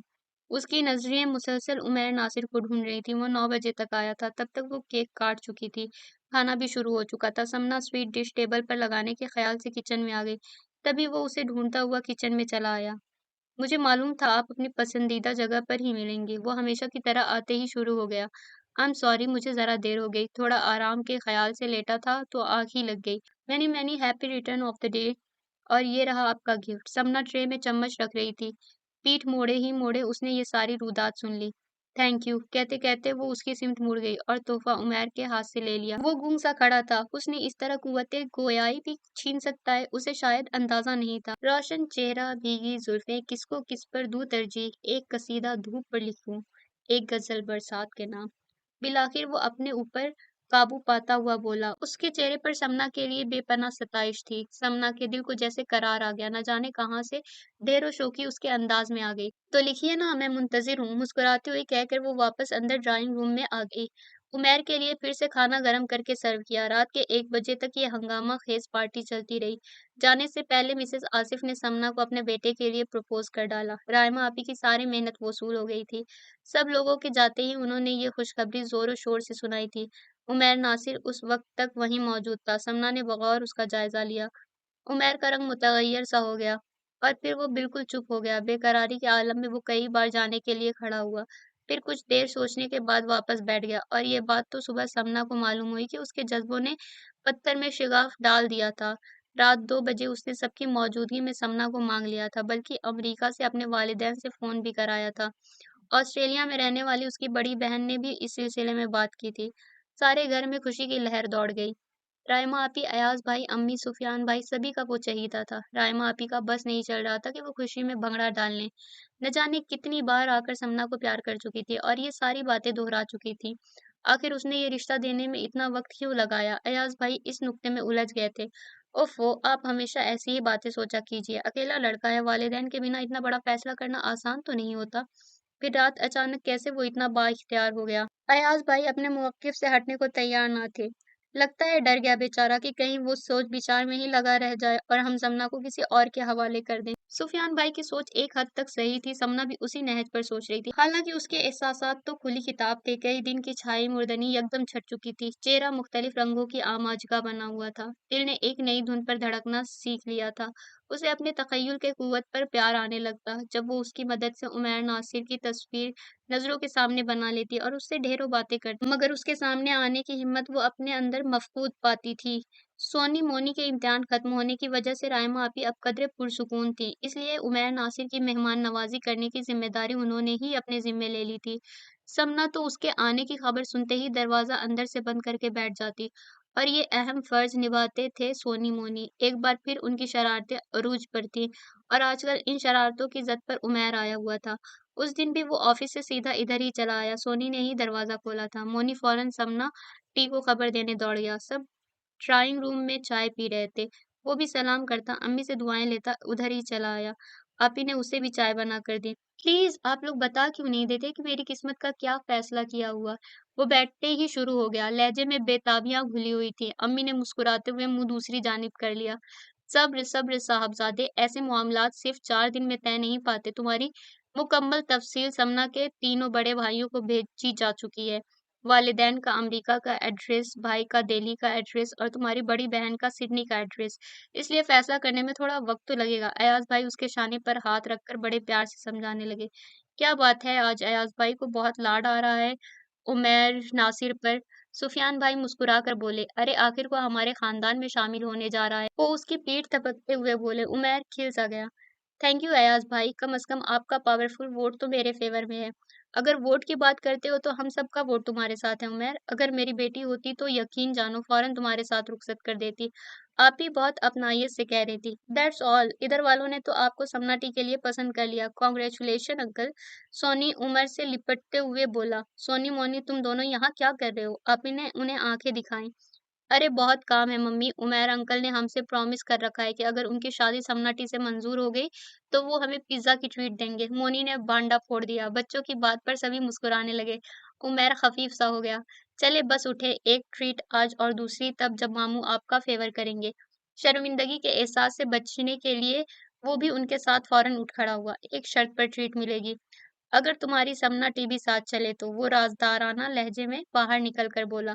अब तो मुश्किल है। मौनी फिक्रमंद हो गया। अब तो मैं इन्हें बता आया कि आप आ गए हैं और उन्होंने दरवाजा भी अंदर से बंद कर लिया है। क्या मतलब? उमैर ने उसे आंखें दिखाई। वो दरअसल हम दोनों ही तो आपके आने की इत्तला उन्हें देते हैं, तभी वो गायब हो जाती हैं। एक्चुअली वो आपसे शर्मा रही हैं। सोनी खिसियानी हंसी हंसकर बोला। तुम दोनों ने गद्दारी का रिकॉर्ड कायम कर दिया। आओ अब मैं देता हूँ तुमको ट्रीट। वो उन्हें मसनूई गुस्सा दिखाता हुआ ऊपर अपने फ्लैट की तरफ चला गया तो वो दोनों मुंह बिसूर कर रह गए। फिर इस हफ्ते के आखिर तक नासिर को इस बात में जवाब मिल चुका था। सलमान भाई का फोन आया था। उन्होंने सिडनी से लेकर अमेरिका तक अपने जानने वालों से इंक्वायरी कराई थी। रैली में चूंकि उमैर के रिश्तेदारों में से कोई भी मौजूद नहीं था, इसलिए वहां जाने की जरूरत महसूस नहीं की गई। वेल ऑफ फैमिली थी, सभी बहुत अच्छे ओहदों पर फायज थे। हर तरह से ये रिश्ता पसंदीदगी की सनद पर पूरा उतरा था। फिर हाँ कह दी जाए। अम्मी फोन पर सलमान भाई से मुखातिब थी। बिल्कुल अम्मी, बल्कि शादी वगैरह भी हम वहीं दुबई से करेंगे। आप उमैर नासिर से कहिए कि उसके वालिदैन और बहन भाइयों की मौजूदगी में निहायत धूमधाम से हम अपनी बहन को रुखसत करेंगे। नैयर रहमान की वजह से ऐसा कह रहे हो? हमने वो किस्सा भी उमैर को सुना दिया है। वैसे परेशान तो नहीं किया उसने तुम लोगों को? नहीं, अब उसने मायूस होकर किसी दूसरी लड़की को अपने सीरियल में साइन कर लिया है। हमने उसे यही बताया है कि समना मजीद तालीम हासिल करने अमेरिका चली गई है। मेरा ख्याल है कि अब उसका खतरा तो नहीं रहा, लेकिन फिर भी रिस्क क्यों लिया जाए? तो फिर मैं 1 महीने का वीजा और बढ़वा लेती हूँ। इस अरसे में आप लोग भी यहाँ आने की कोशिश करें। आप ही ने स्पीकर ऑन कर रखा था जिससे सभी लोग उनकी बात सुन भी रहे थे और मशवरा भी दे रहे थे। ओके, जैसा आप लोग मुनासिब समझें। लाइन बेजान हो गई। समना का दिल उछलकर हल्क में आ गया तो गोया फैसला हो चुका था। बाहर सब लोग एक दूसरे को मुबारकबाद दे रहे थे। जुम्मे का दिन था। सभी लोग छुट्टी मनाने के मूड में देर तक सो रहे थे कि दिल्ली से फोन आ गया। कहा कि नींद कैसा आराम, घर में एक हंगामा सा जाग उठा। सोनी मोनी शब ख्वाबी के लिबास में ही उमैर के फ्लैट की तरफ दौड़ गए। रायमा अपी कायदे के साथ जवाब देने के बारे में सबसे सलाह मशवरा करने लगी। बेहतरीन लंच का इंतजाम करो, मिठाई वगैरह मंगवाओ और सलीके के साथ उमैर को बुलाकर जवाब दो। ये अयाज भाई थे, सभी के अपने अपने मशवरे थे। सर जोड़े हुए वो हर उस मामले पर गौर करने लगे जो उमैर से बात करते हुए दरपेश आते। ऐसे में फोन की घंटी बजी तो काफी देर तक बजती रही। सभी को अपने कामों में मसरूफ देखकर आखिरकार समना को ही फोन उठाना पड़ा। Yes, Samna speaking. Thanks God, तुम्हारी आवाज फोन पर ही सही सुनने को तो मिली। दूसरी तरफ यकीनन उमैर नासिर था। समना का सांस रुक सा गया। अभी अभी सोनी मोनी ने जिंदगी से भरपूर खुशखबर सुनाई है। मेरी जिंदगी में शामिल होने का बहुत बहुत शुक्रिया। उसकी आवाज में खुशियों की चहकार थी। फौरी तौर पर समना की समझ में नहीं आया कि वो क्या जवाब दे। धड़कनें तूफान की सी तेजी इख्तियार कर रही थी। कम ऑन समना, कुछ तो बोलो। तुम्हारा ये रूप तो मेरे लिए बहुत ही हैरानकुन है। कहाँ वो बोल्ड और कॉन्फिडेंट समना जो मुझे पहली बार अजंता के गानों में मिली थी, और कहाँ तुम्हारा ये शर्मीला सा अंदाज। अरे मेरे साथ कुछ चीटिंग तो नहीं हो रही?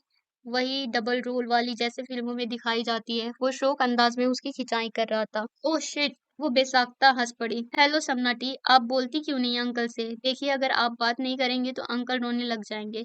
ये मोनी था। उसने रिसीवर उमैर के हाथ से ले लिया था और उमैर को आंख मारते हुए समना को बेवकूफ बना रहा था।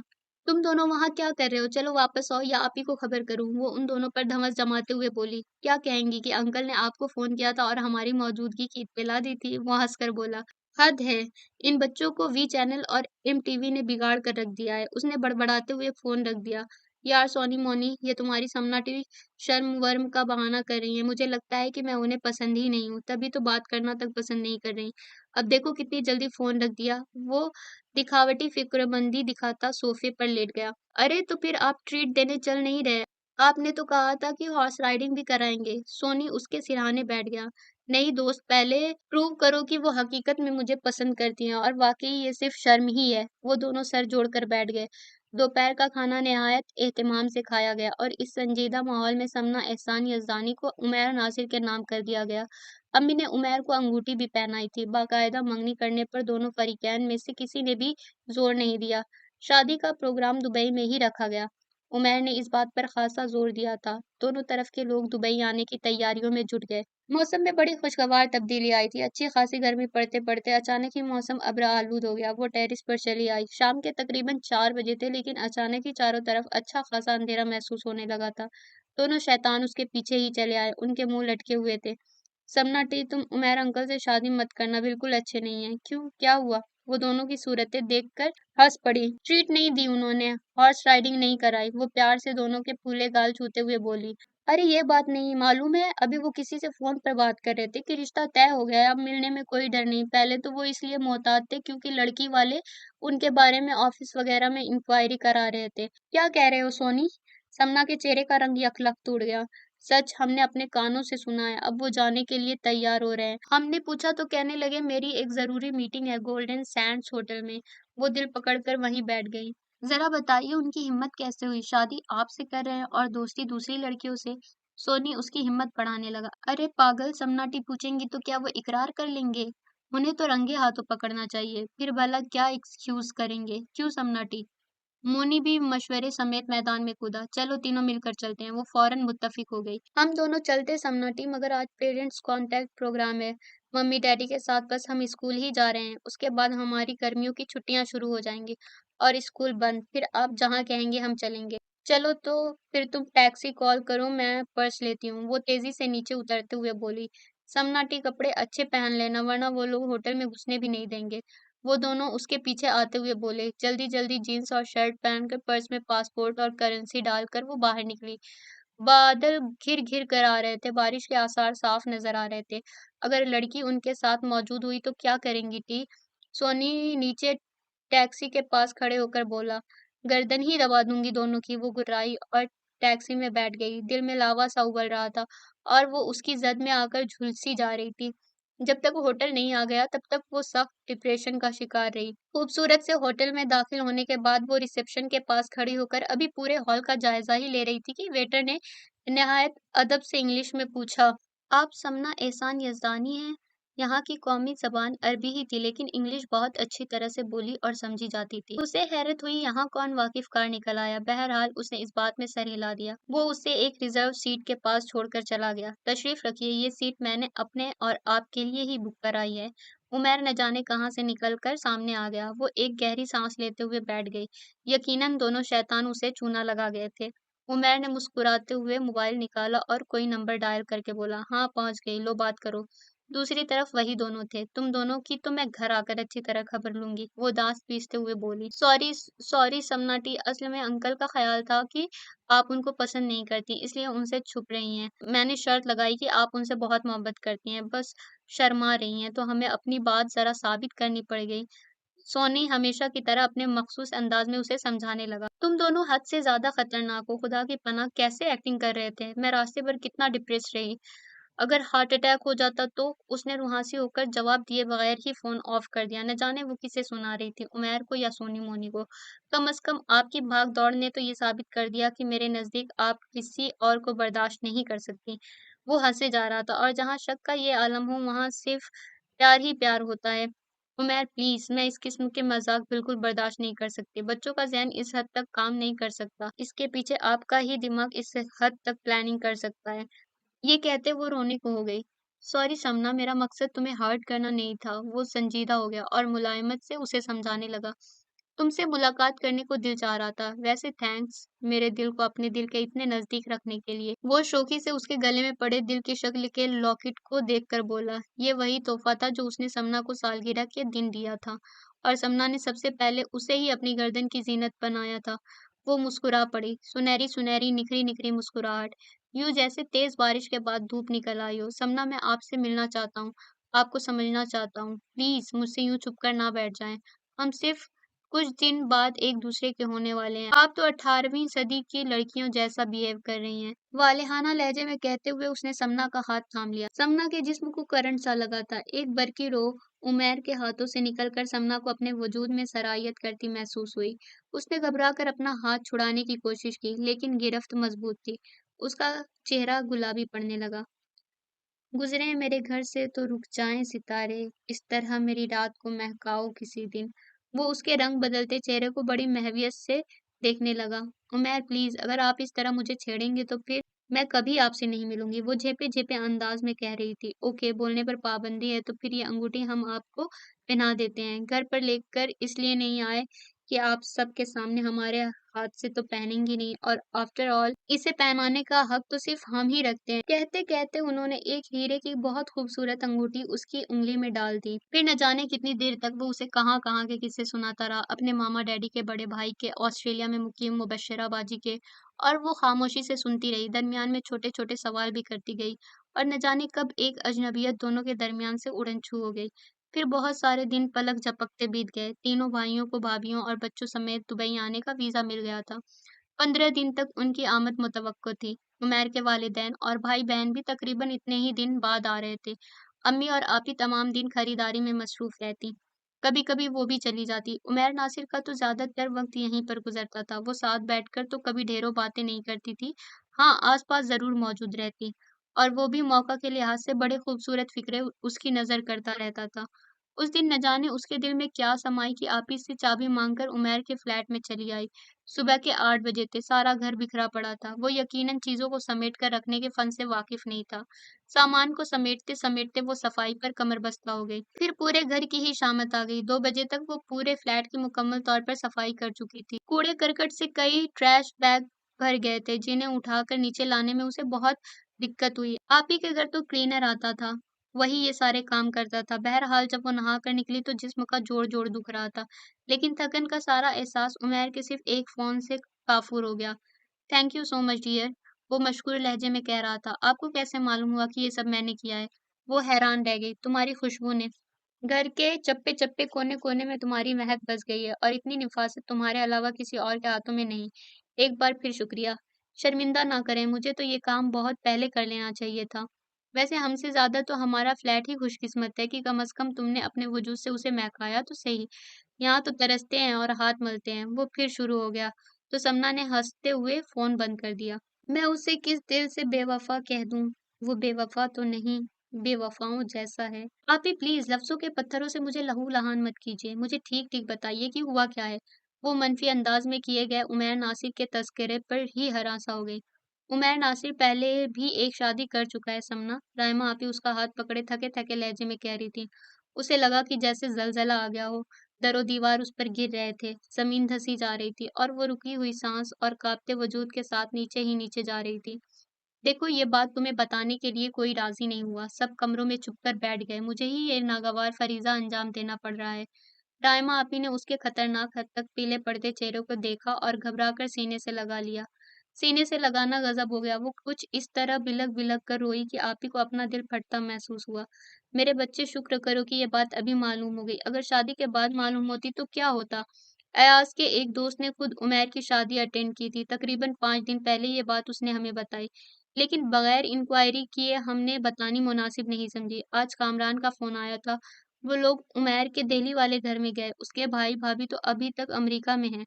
वहाँ आस-पास के लोगों से पूछ-गुछ की, तो मालूम हुआ कि तकरीबन 3 साढ़े 3 महीने पहले उसकी शादी बड़ी धूम-धाम से हुई थी। वालिदैन, बहन, भाई सभी लोग आए थे। लेकिन शादी के अगले ही दिन लड़की ने रो-रो कर घर सर पर उठा लिया। उसका कहना था कि वो एक दिन भी उमैर के साथ नहीं रह सकती। साइकोलॉजिकल केस है। लोगों का कहना था कि दुल्हन की बाहों वगैरह पर नीले निशान वगैरह पड़े थे। आपी की आवाज़ कमज़ोर और खोखली थी। "दाइमा आपी मुझे यकीन नहीं आता।" वो रोते-रोते बोली। "कभी-कभी आगही कितनी अज़ियतनाक होती है और लाइल्मी एक नेमत लगती है। हमें भी यकीन नहीं आया था समना, लेकिन हकीकत से नज़रें भी तो चुराई नहीं जा सकती। सलमान तो शादी में आने वाले कई अज़ीज़ों से जाकर मिले ताकि तुम्हारे सिलसिले में कोई गलत फ़ैसला हमसे ना हो जाए। उन लोगों ने बताया कि दुल्हन ने वाज़ेह तौर पर सबको बताया कि दूल्हा मर्द कहलाए जाने के लायक नहीं है और फ्रस्ट्रेशन में वो तशद्दुद पर उतर आया था। देखो समना, इतने सारे लोग झूठ तो नहीं बोल सकते। हम सब कोई रिस्क नहीं ले सकते। इसलिए ये रिश्ता ख़त्म समझो।" वो हतमी लहजे में कह रही थी। "आप ही क्या कह रही हैं आप?" वो जैसे रोना-धोना भूल गई। "आप लोग उसे बुलाकर पूछे तो सही।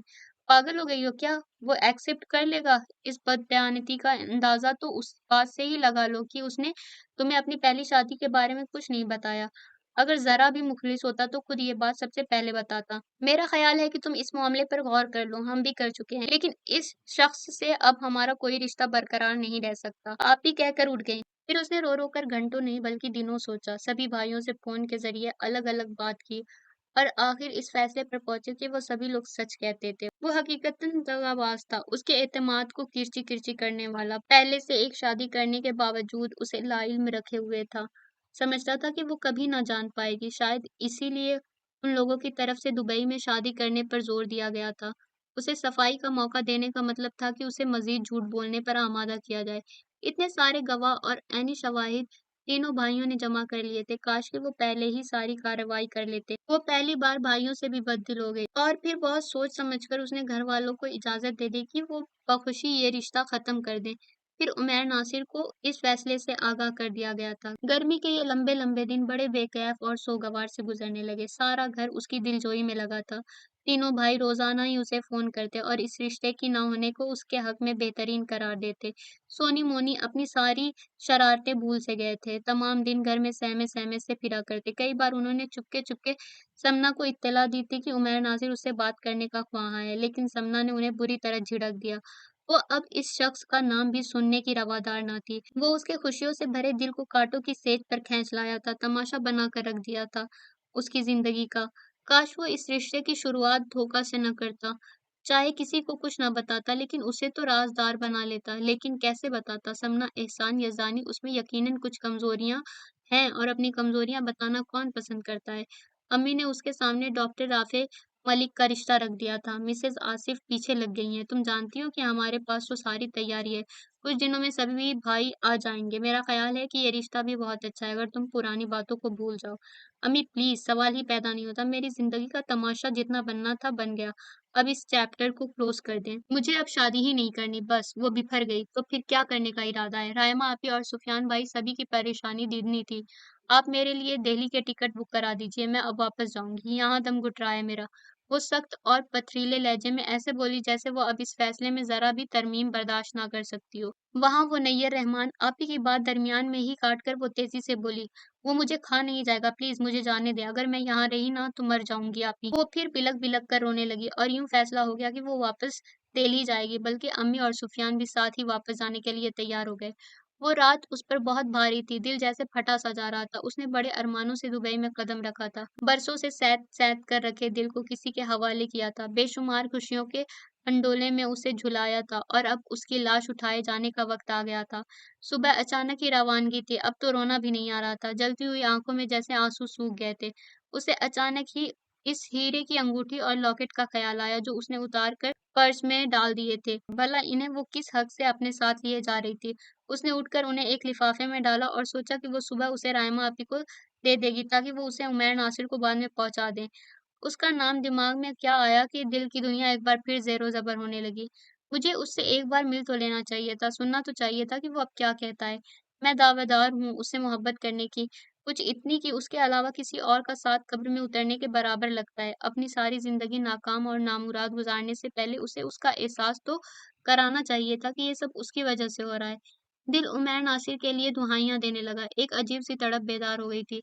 दरअसल मोहब्बत एक ऐसा जज़्बा है जिसके समुंदर में अगर कोई एक बार डूब जाए तो बाहर निकलने को दिल ही नहीं चाहता और अगर दूसरे कुछ मेहरबान हाथ उसकी भयानक लहरों से बचाकर गहराई से निकाल कर साहिल पर ले आएँ तो वो वक़्फ़े-वक़्फ़े से वापस अपने आप को उसी गहराई में गर्क करना चाहता है। जज़्बे उसे फिर बहाकर उन्हीं गहराइयों में लिए जा रहे थे। वो उन्हें थपकियाँ देकर सुलाने लगी। उसने सब कुछ सोचे-समझे मंसूबे के तहत किया। ऑस्ट्रेलिया, अमेरिका में कोई नहीं जानता था कि उसकी पहली शादी हो चुकी है, इसलिए उसने वहाँ के एड्रेस दिए। दिल्ली में कोई मौजूद ही नहीं था। दुबई में ऑफ़िस इंक्वायरी कराने का कोई फ़ायदा नहीं था, क्योंकि उसने पहली शादी के बाद पुरानी जॉब छोड़ दी थी। फ्लैट भी तब्दील कर लिया था। ये ऊपरी फ्लोर का फ्लैट उसने इस वाक़ये के बाद लिया था। उसने हर सबूत को छुपा लिया था ताकि इन लोगों को कुछ मालूम ना हो सके। ऐसे शख्स के लिए आखिर उसके दिल में नरम गोशा क्यों है? उसका दिमाग हक़ाइक़ की तलख़ियों को उजागर करने लगा, इसलिए कि वो उमैर नासिर से मोहब्बत करती है और जिससे मोहब्बत की जाती है, उसे हर रिश्ते से आला व अरफ़ा समझा जाता है। उसकी बहुत सी ख़ामियाँ बर्दाश्त करनी पड़ती हैं। उसने क्या किया? जब तक वो बुलंद मकाम पर नज़र आता रहा, कदम से कदम मिलाकर चलती रही। जैसे वो पस्ती में गिरा, उसे सहारा देने के बजाय वो दामन झटक कर दूर जा खड़ी हुई। अब जैसे और लोग उसका मज़ाक उड़ा रहे हैं, वैसे ही वो भी खड़ी खंदा-ज़न है।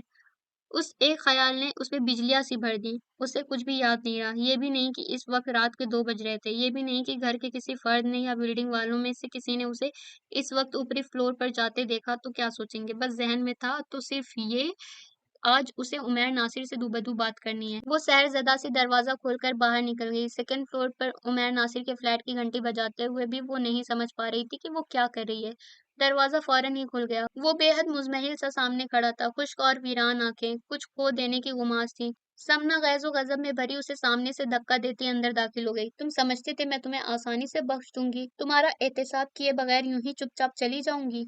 दरमियानी कमरों के बीचों-बीच पहुँच कर तन कर खड़ी हो गई।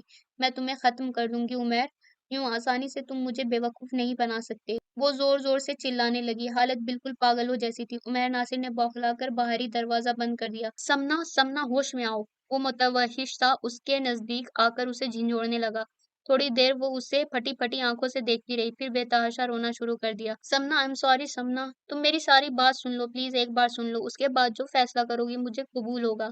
बस एक बार। वो उसका हाथ थाम कर सोफ़े के पास ले आया। सुकून से बैठकर मेरी बात सुनो। मैं जानता हूँ तुम्हें सबसे ज़्यादा गुस्सा सिर्फ़ इस बात पर होगा कि मैंने तुम्हें अपनी शादी की इत्तला क्यों नहीं दी। तुम पहले सारी कहानी सुन लो, फिर बाद में मैं तुम्हें बताऊँगा कि मैंने ये खबर तुम्हें क्यों नहीं सुनाई। अम्ना को लगा जैसे वो तवील मुसाफ़त से अब थक सी गई है। मैं रायमा आपी के घर का दरवाज़ा खुला छोड़ आई हूँ। सबसे पहले उसे यही बात याद आई। मैं बंद करके अभी वापस आता हूँ। वो बात दरमियान में छोड़कर दरवाज़ा खोलकर नीचे उतरता चला गया। उसने उठकर रेफ्रिजरेटर से पानी निकाल कर पिया। अब उसका दिमाग मुकम्मल तौर पर काम कर रहा था। तुम यकीन नहीं कर सकती समना कि तुम्हारा इस वक़्त आना मेरा कितना खून बढ़ा गया है। वो लम्हों में वापस आया और चाबी समना के हाथ में देते हुए बोला, मैं सोचता था कोई और मेरी बात सुनने पर राज़ी हो ना हो, कम अज़ कम तुम्हें तो मुझसे बात करनी चाहिए थी। हमने एक-दूसरे से मोहब्बत की है, हमें कम अज़ कम एक-दूसरे पर एतबार होना चाहिए। उमैर का चेहरा लम्हों में खिल सा गया था। मेरे पास वक़्त बहुत कम है, इससे पहले कि कोई जाग जाए मुझे बताओ कि हुआ क्या था? समना उसे फ़ौरन असल मौज़ू पर ले आई। अब वो मज़ीद जज़्बाती होने को तैयार नहीं थी। सपना का बेतअसुर चेहरा देखकर वो भी कुछ चुप-सा हो गया। ये कोई 4 महीने पहले का वाक़या है। मैं दुबई में ही था कि दिल्ली से भाई साहब का मैसेज मिला। उन्होंने मेरे लिए एक लड़की पसंद कर ली, सैमी नाम है। इसमें बामुसम्मा है, बहुत मुअज़्ज़ज़ और शरीफ ख़ानदान है। मम्मी, डैडी, बाजी सबको बेहद पसंद आई है, लिहाज़ा मैं फ़ौरन दिल्ली पहुँचूँ। सब लोगों की ख़्वाहिश के मुताबिक मैं छुट्टी लेकर दिल्ली चला गया। लड़की को अम्मी, बाजी और भाभी ने देखा था। मर्दों को दिखाने से उन लोगों ने माज़रत कर ली। अलबत्ता फ़ोटो मैंने देखा था। वो एक खुशशक्ल और स्मार्ट लड़की नज़र आई। ख़ानदान पुरानी इक़्तिदार का सख्ती से पाबंद था। शादी नहायत सादगी से अंजाम पाई। अलबत्ता दुल्हन के रूबरू मुझे निकाह के बाद बिठाया गया तो बाजी वग़ैरह ने फ़ोटोग्राफ़र को अंदर बुला लिया। हमारी तरफ से मूवी वग़ैरह पहले से ही बन रही थी। पहला हैरत का झटका मुझे तब लगा जब सैमी के नकाब को उठाकर फ़ोटो खिंचवाने की कोशिश को उसने सख्ती से रद्द कर दिया। मुझे फ़ोटो नहीं बनवाने, वो धीमे मगर सख्त लहजे में कह रही थी। मम्मी, बाजी सब इल्तिजा कर रही थी मगर वो मुसलसल इनकार कर रही थी। फिर अचानक उसने दुल्हन बने-बने मेरे शाने पर मज़बूती से अपना हाथ रख दिया। उन लोगों को मना करो, मुझे किसी भी कीमत पर फ़ोटो नहीं खिंचवाने। क्या तुम चाहते हो कि मैं कोई तमाशा बनाऊँ? मैं हकीकत में परेशान हो गया लेकिन किसी पर कुछ ज़ाहिर नहीं किया और लोगों को रोक भी दिया कि इसका नकाब ना हटाया जाए और उसे मजबूर ना किया जाए। वो साँस लेने को रुका और शबनम को देखा जो पलकें झपकाए बगैर ये कहानी सुन रही थी। दूसरा हैरत का झटका मुझे शादी की रात को लगा। वो रुखसत होकर हमारे घर आ गई थी और सुहाग की सेज पर उसे बिठाकर भाभी मुझे कमरे के अंदर छोड़ गई थीं। जैसे ही मैंने कमरे का दरवाज़ा बंद किया, वो कूदकर सेज से उतरी, दुपट्टा हवा में उड़ाया और ड्रेसिंग टेबल के सामने ज़ेवरात उतारने बैठ गई। फिर लिबास उठाकर बाथरूम में घुस गई। वापस आई तो पूरा चेहरा मेकअप से बेनियाज़ था। हाँ, तो मिस्टर नाम के हस्बैंड इधर सोफ़े तक ही महदूद रहना। अब मैं ज़रा आराम कर रही हूँ। वो निहायत हतक आमेज़ लहज़े में बात करते हुए बिस्तर पर लेट गई। मैं इस गैर मुतवक्को सूरत-ए-हाल पर शशदुर-सा बैठा था। फिर ये मालूम करने के लिए कि आखिर इसके इस किस्म के रवैये की क्या वजह है, उससे इस्तफ़सार कर बैठा। क्या मालूम करना चाहते हो? अभी तक नहीं समझे, ये शादी मेरी मर्ज़ी के खिलाफ़ हुई है। मैं हमीद से मोहब्बत करती हूँ। मेरी नज़र में तो वो हर खूबी का मालिक है, लेकिन मेरे वालिद ने उसे बुरी तरह रिजेक्ट कर दिया। इस सिलसिले में बहुत सी वजूहात उन्होंने बयान की, जो मुझे हज़्म नहीं होती। मसलन वो बहुत मॉडर्न है, अकेला रहता है, कोई मज़बूत ख़ानदानी बैकग्राउंड नहीं है। अब्बू से मिला तो निहायत बदतमीज़ी से पेश आया। उसकी टीवी पर जॉब करने से भी वो मुतमईन नहीं थे। बहरहाल उनके पास उसे कबूल न करने के बहुत से जवाज़ थे और उनकी ये आदत है कि वो एक बार जब फ़ैसला कर लेते हैं तो उस पर सख्ती से जम जाते हैं। उन्होंने मुझे बहुत सख्त किस्म की धमकियाँ दी थीं, जिसके नतीजे के तौर पर मैं आज यहाँ मौजूद हूँ। मगर मैंने भी कुछ बातें तय कर ली हैं। मुझे किसी भी तरह ये रात गुज़ारनी है, कल तुमसे हर हालत में तलाक लेनी है। ज़ाहिर है फिर मुझे हामिद से शादी करने से कौन रोक सकता है? हामिद की बस यही एक शर्त थी, मैं शादी में किसी फ़ोटो में बतौर सबूत नज़र ना आऊँ और तुमको अपने नज़दीक ना आने दूँ। तफक्कुर का एक जाल-सा मेरे अतराफ बिछ गया। मैंने उसे समझाने की बहुत कोशिश की कि दुनिया और दीन की नज़र में वो मेरी बन चुकी है। पुरानी बातों को भुलाकर नई ज़िंदगी में सेट होने की कोशिश करी, लेकिन वो किसी तरह राज़ी नहीं हुई। ठीक है, तुम जो चाहे करो, मगर मैं तुम्हें तलाक तो हरगिज़ नहीं दूँगा। मैं भी ज़िद पर आ गया। तुम ये काम कल ही करोगे। अजीब-सी हँसी उसके लबों पर थी। मैं गुस्से में सोफ़े पर ही लेट गया और सारी रात जागता रहा। सुबह नमाज़ पढ़कर ज़रा आँख लगी तो चीखों-पुकार से जल्दी ही खुल गई।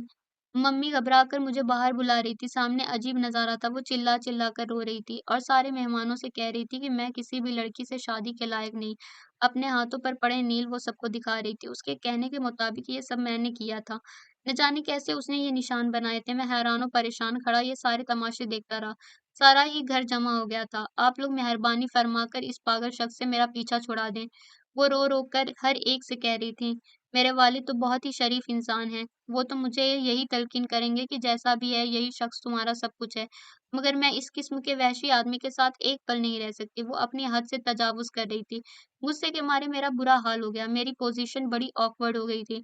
मेहमानों को छोड़ वालिदैन और बहन-भाई तक शक की नज़रों से देख रहे थे। ये क्या बदतमीज़ी है? तुम्हें अगर अपनी इज़्ज़त की परवाह नहीं है, तो कम से कम सोसाइटी में मेरी इज़्ज़त तो रहने दो। मैं सचमुच हवास भागता हो गया और उसे एक तरफ घसीट कर ले जाते हुए कहा, अभी भी वक़्त है, तुम मुझे तलाक दे दो, वरना तो सोच भी नहीं सकते कि मैं रोज़ तुम पर कौन-कौन सा इल्ज़ाम लगाऊँगी, जीना हराम कर दूँगी। वो दाँत पीसते हुए मुझे धमकियाँ दे रही थी और तब सिर्फ़ एक लम्हे में बर्क़ सी तेज़ी के साथ मैंने फ़ैसला कर लिया।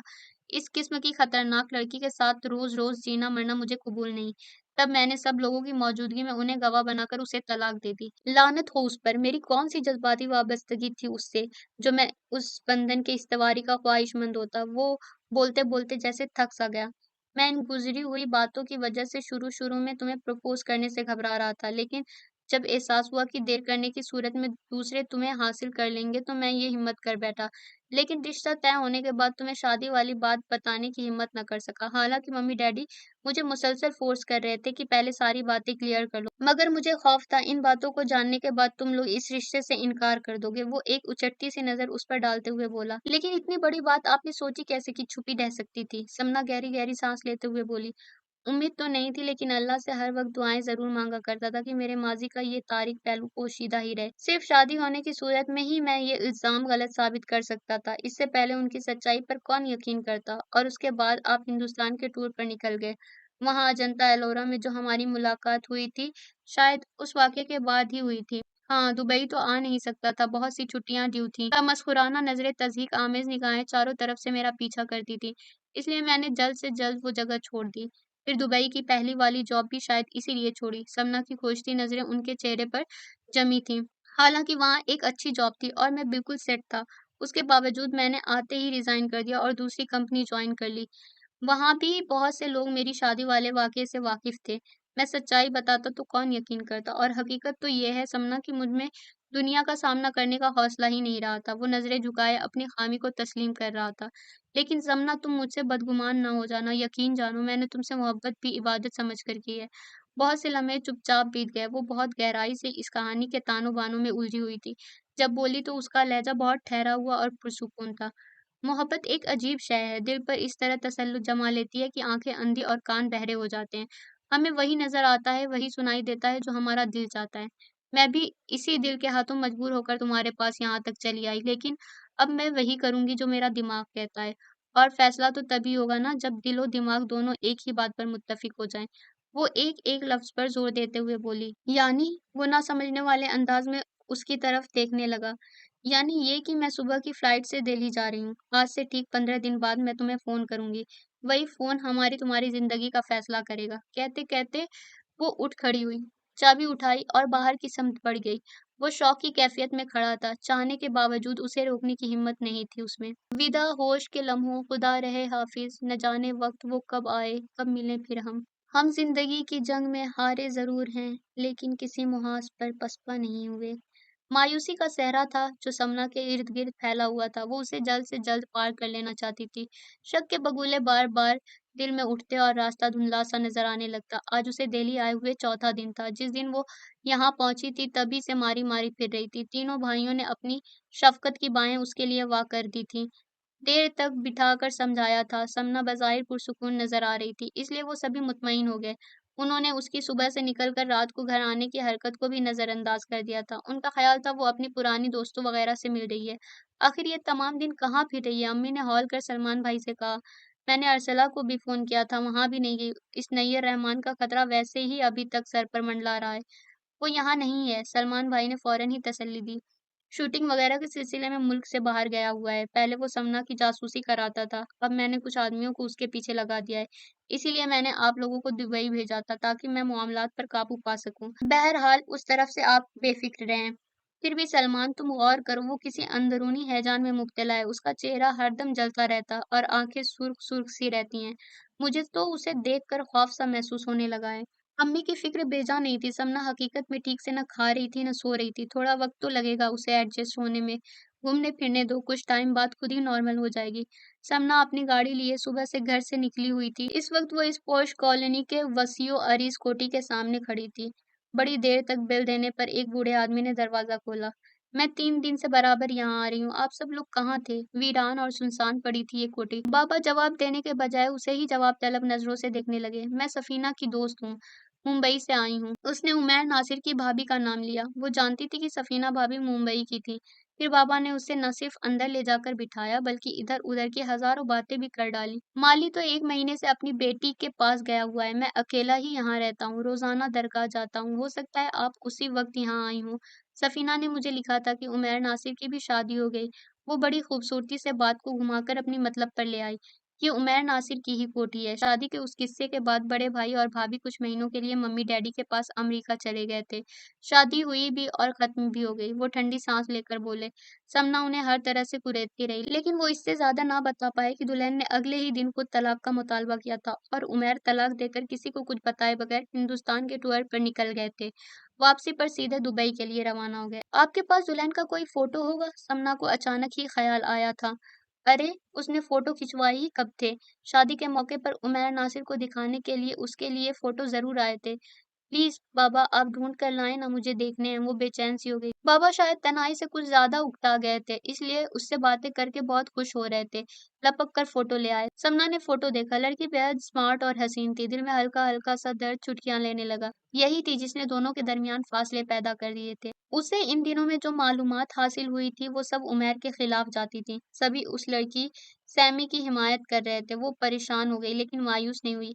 पापा क्या सैमी के वालिदैन का एड्रेस मिल सकता है? दरअसल मुझे उस लड़की से मिलने की शदीद ख्वाहिश हो रही है, जिसने उमैर जैसे शख्स को ठुकरा दिया। वो बाबा के शक-ओ-शुबह में पड़ने से पहले बोली, फिर बाबा से ज़बानी एड्रेस सुनकर उसने अपने पास नोट कर लिया।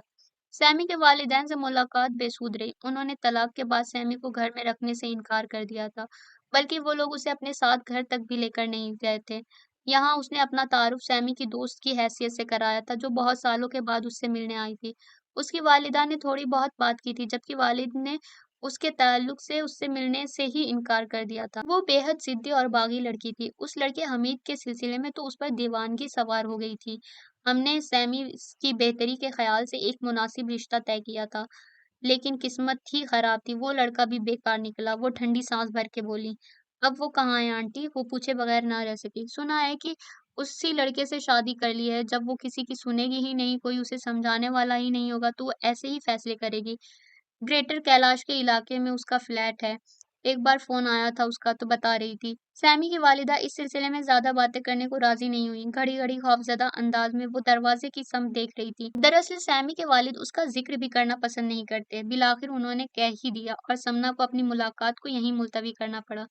ग्रेटर कैलाश के इलाके में एक फ्लैट को ढूंढना आसान काम न था। समना को ज़हन लगाने पर मारिया की याद आई।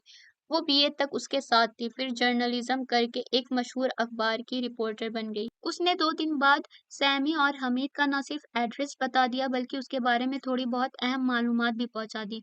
उसने स्टेज पर कुछ ड्रामे किए थे। अलबत्ता हमीद पहले से ही मशहूर टीवी आर्टिस्ट था। अगले दिन वो मारिया का कार्ड लेकर उसके फ्लैट पर पहुंच गई, लेकिन बंद फ्लैट उसका मुंह चिढ़ा रहा था। फिर पड़ोसियों से सैमी का फ़ोन नंबर लिया और फ़ोन पर ही उससे मुलाकात तय की। हम लोग अपने अखबार के लिए ऐसे अफराद का इंटरव्यू पेश कर रहे हैं, जिन्होंने ख़ानदानी रवायतों को तोड़कर मोहब्बत को दुनिया का सबसे आला और अरफ़ा जज़्बा करार दिया। इस सिलसिले में आपका नाम भी इंतखाब में आया है। क्या आप हमें थोड़ा वक़्त दे सकती हैं? वो इंग्लिश में बहुत महज़्ज़ब लहज़े में बात कर रही थी। 2 दिन बाद मैं फ्री हूँ। आप शाम 5 बजे तशरीफ़ लाएँ, मैं मुंतज़िर मिलूँगी। बड़ी मीठी आवाज़ में उसने कहा। 2 दिन समना के बहुत मसरूफ़ गुज़रे। वो तैयारियां करती रही। एक बड़ा टेप रिकॉर्डर, मूवी कैमरा, एक नहायत ताकतवर छोटा टेप रिकॉर्डर, इन सब चीज़ों का इंतज़ाम करके अगले दिन ठीक 5 बजे वो सैमी के आरास्ता ड्राइंग रूम में बैठी थी। बहुत ही खूबसूरत लिबास में, नए स्टाइल में बालों को सेट किए वो फ़ोटो से कहीं ज़्यादा हसीन लग रही थी। बचपन की ज़िंदगी सबसे पहले ज़ेर बहस आई। सैमी ने वालिद की सख्ती के किस्से सुनाए। सैमी ने वालिद के सख्ती के किस्से सुनाए। वो एक पक्के मज़हबी घराने की कहानी थी और सैमी इन सब बातों से बरगश्ता थी। फिर जवानी में हामिद से मुलाकात और उससे तूफ़ानी इश्क, बिल्कुल रिवायती कहानी थी। उमैर नासिर का किस्सा वो चालाकी से गोल कर गई। इंटरव्यू तमाम हुआ। समना ने टेप रिकॉर्डर और कैमरा बंद कर दिया। ये तो हो गया आपका ऑफ़िशियल इंटरव्यू। अब ज़रा थोड़ी मेरी मदद करें। मेरा ताल्लुक भी एक कट्टर ख़ानदान से है और मैं अपने कोलीग से शादी की ख्वाहिशमंद हूँ, जिसके लिए मेरे घर वाले राज़ी नहीं हो रहे। मेरी समझ में नहीं आ रहा कि मैं अपने फर्स्ट कज़िन को कैसे इनकार करूँ, वो तो मेरे पीछे हाथ धोकर पड़ गया है। आप जैसी अक्लमंद और समझदार लेडी ज़रूर कुछ ऐसे पॉइंट बताएगी जो मेरी अक्ल से बाहर हैं। समना ने उसकी तारीफ़ करते हुए कहा, यकीन जानिए इस सर्वे में मेरी मुलाकात बहुत से अफ़राद से हुई, मगर जितनी इम्प्रेस मैं आपसे हो रही हूँ, इतनी किसी से नहीं हुई। आपकी कहानी मुझे बिल्कुल अपनी कहानी जैसी लग रही है। सैमी की आँखें चमकने लगी थीं। क्या ये भी इंटरव्यू का एक हिस्सा है? अरे नहीं डियर, सबना ने कहकहा लगाया है, ये हमारी आपकी पर्सनल बातचीत है। उसका ताल्लुक किसी अखबार या इंटरव्यू से नहीं है। मैं इस वक्त सख्त डिप्रेस हूँ। वो स्टूपिड सब कुछ जानते हुए भी मुझसे शादी करने पर राजी है और मेरे फादर बज़िद हैं कि मैं जल्द से जल्द उससे शादी कर लूँ। मैं इस सर्वे को करने में इसीलिए पेश-पेश रही कि शायद किसी से इंटरव्यू के दौरान कोई ऐसी काम की बात मालूम हो जाए जो मुझे अपने कज़िन से छुटकारा दिला दे। वो थोड़ी देर सोचती नज़रों से उसे देखती रही। समना एहसान यज़दानी का दिल धक-धक कर रहा था। वो जानती थी कि वो एक शातिर औरत है, इतनी आसानी से फँसने वाली नहीं, मगर हार मानने वालों में से तो समना भी नहीं थी। अगर आप बताना नहीं चाहती तो कोई बात नहीं, जाने दीजिए, अभी तो बहुत से लोगों का इंटरव्यू बाकी है। मैं उनसे पूछने की कोशिश करूँगी। समना सादा से लहजे में बोली। पल के पल उसके चेहरे के तअस्सुरात बदल गए। अब वो मुस्कुरा रही थी। अगर तुम्हें मोहब्बत की बाज़ी जीतनी है तो अपने आप को मज़बूत रखो। अपने मतलब को हासिल करने के लिए जायज़ और नाजायज़ हर तरीके का इस्तेमाल करो। अरे कहाँ से करूँ? आपको तो मिस्टर हमीद आसानी से मिल गए। आप बेहद लकी हैं। यहाँ तो शादी ही किसी और से की जा रही है। अब शादी के बाद उस शख्स के चुंगल से कैसे बच निकल सकती हूँ? वो मायूसी से सर हिलाकर कहने लगी। शादी हो जाए तब भी शौहर को ज़च किया जा सकता है। इतना कि वो तुम्हें तलाक देने पर मजबूर हो जाए। सैमी ये सब कहने की बातें हैं, भला ये कैसे मुमकिन है? समना ने ऐसी नज़रों से उसे देखा जैसे वो उसकी उम्मीदों पर पूरी ना उतरी हो। तुम समझ रही हो मैं ऐसे ही कह रही हूँ। मैं ये सारी दुश्वारियाँ पार करके हमीद के पास पहुँची हूँ। कैसे? समना पर्स खोलकर फेस मिरर निकाला और अपना चेहरा देखकर वापस पर्स में रख दिया। वो सैमी की बात सुनने में कुछ इतनी मोह हो गई कि पर्स बंद करना ही भूल गई। हामिद से पहले मेरी शादी उमैर नासिर नामी शख्स से हुई थी। वो एक मालदार, पढ़ा-लिखा और स्मार्ट शख्स था।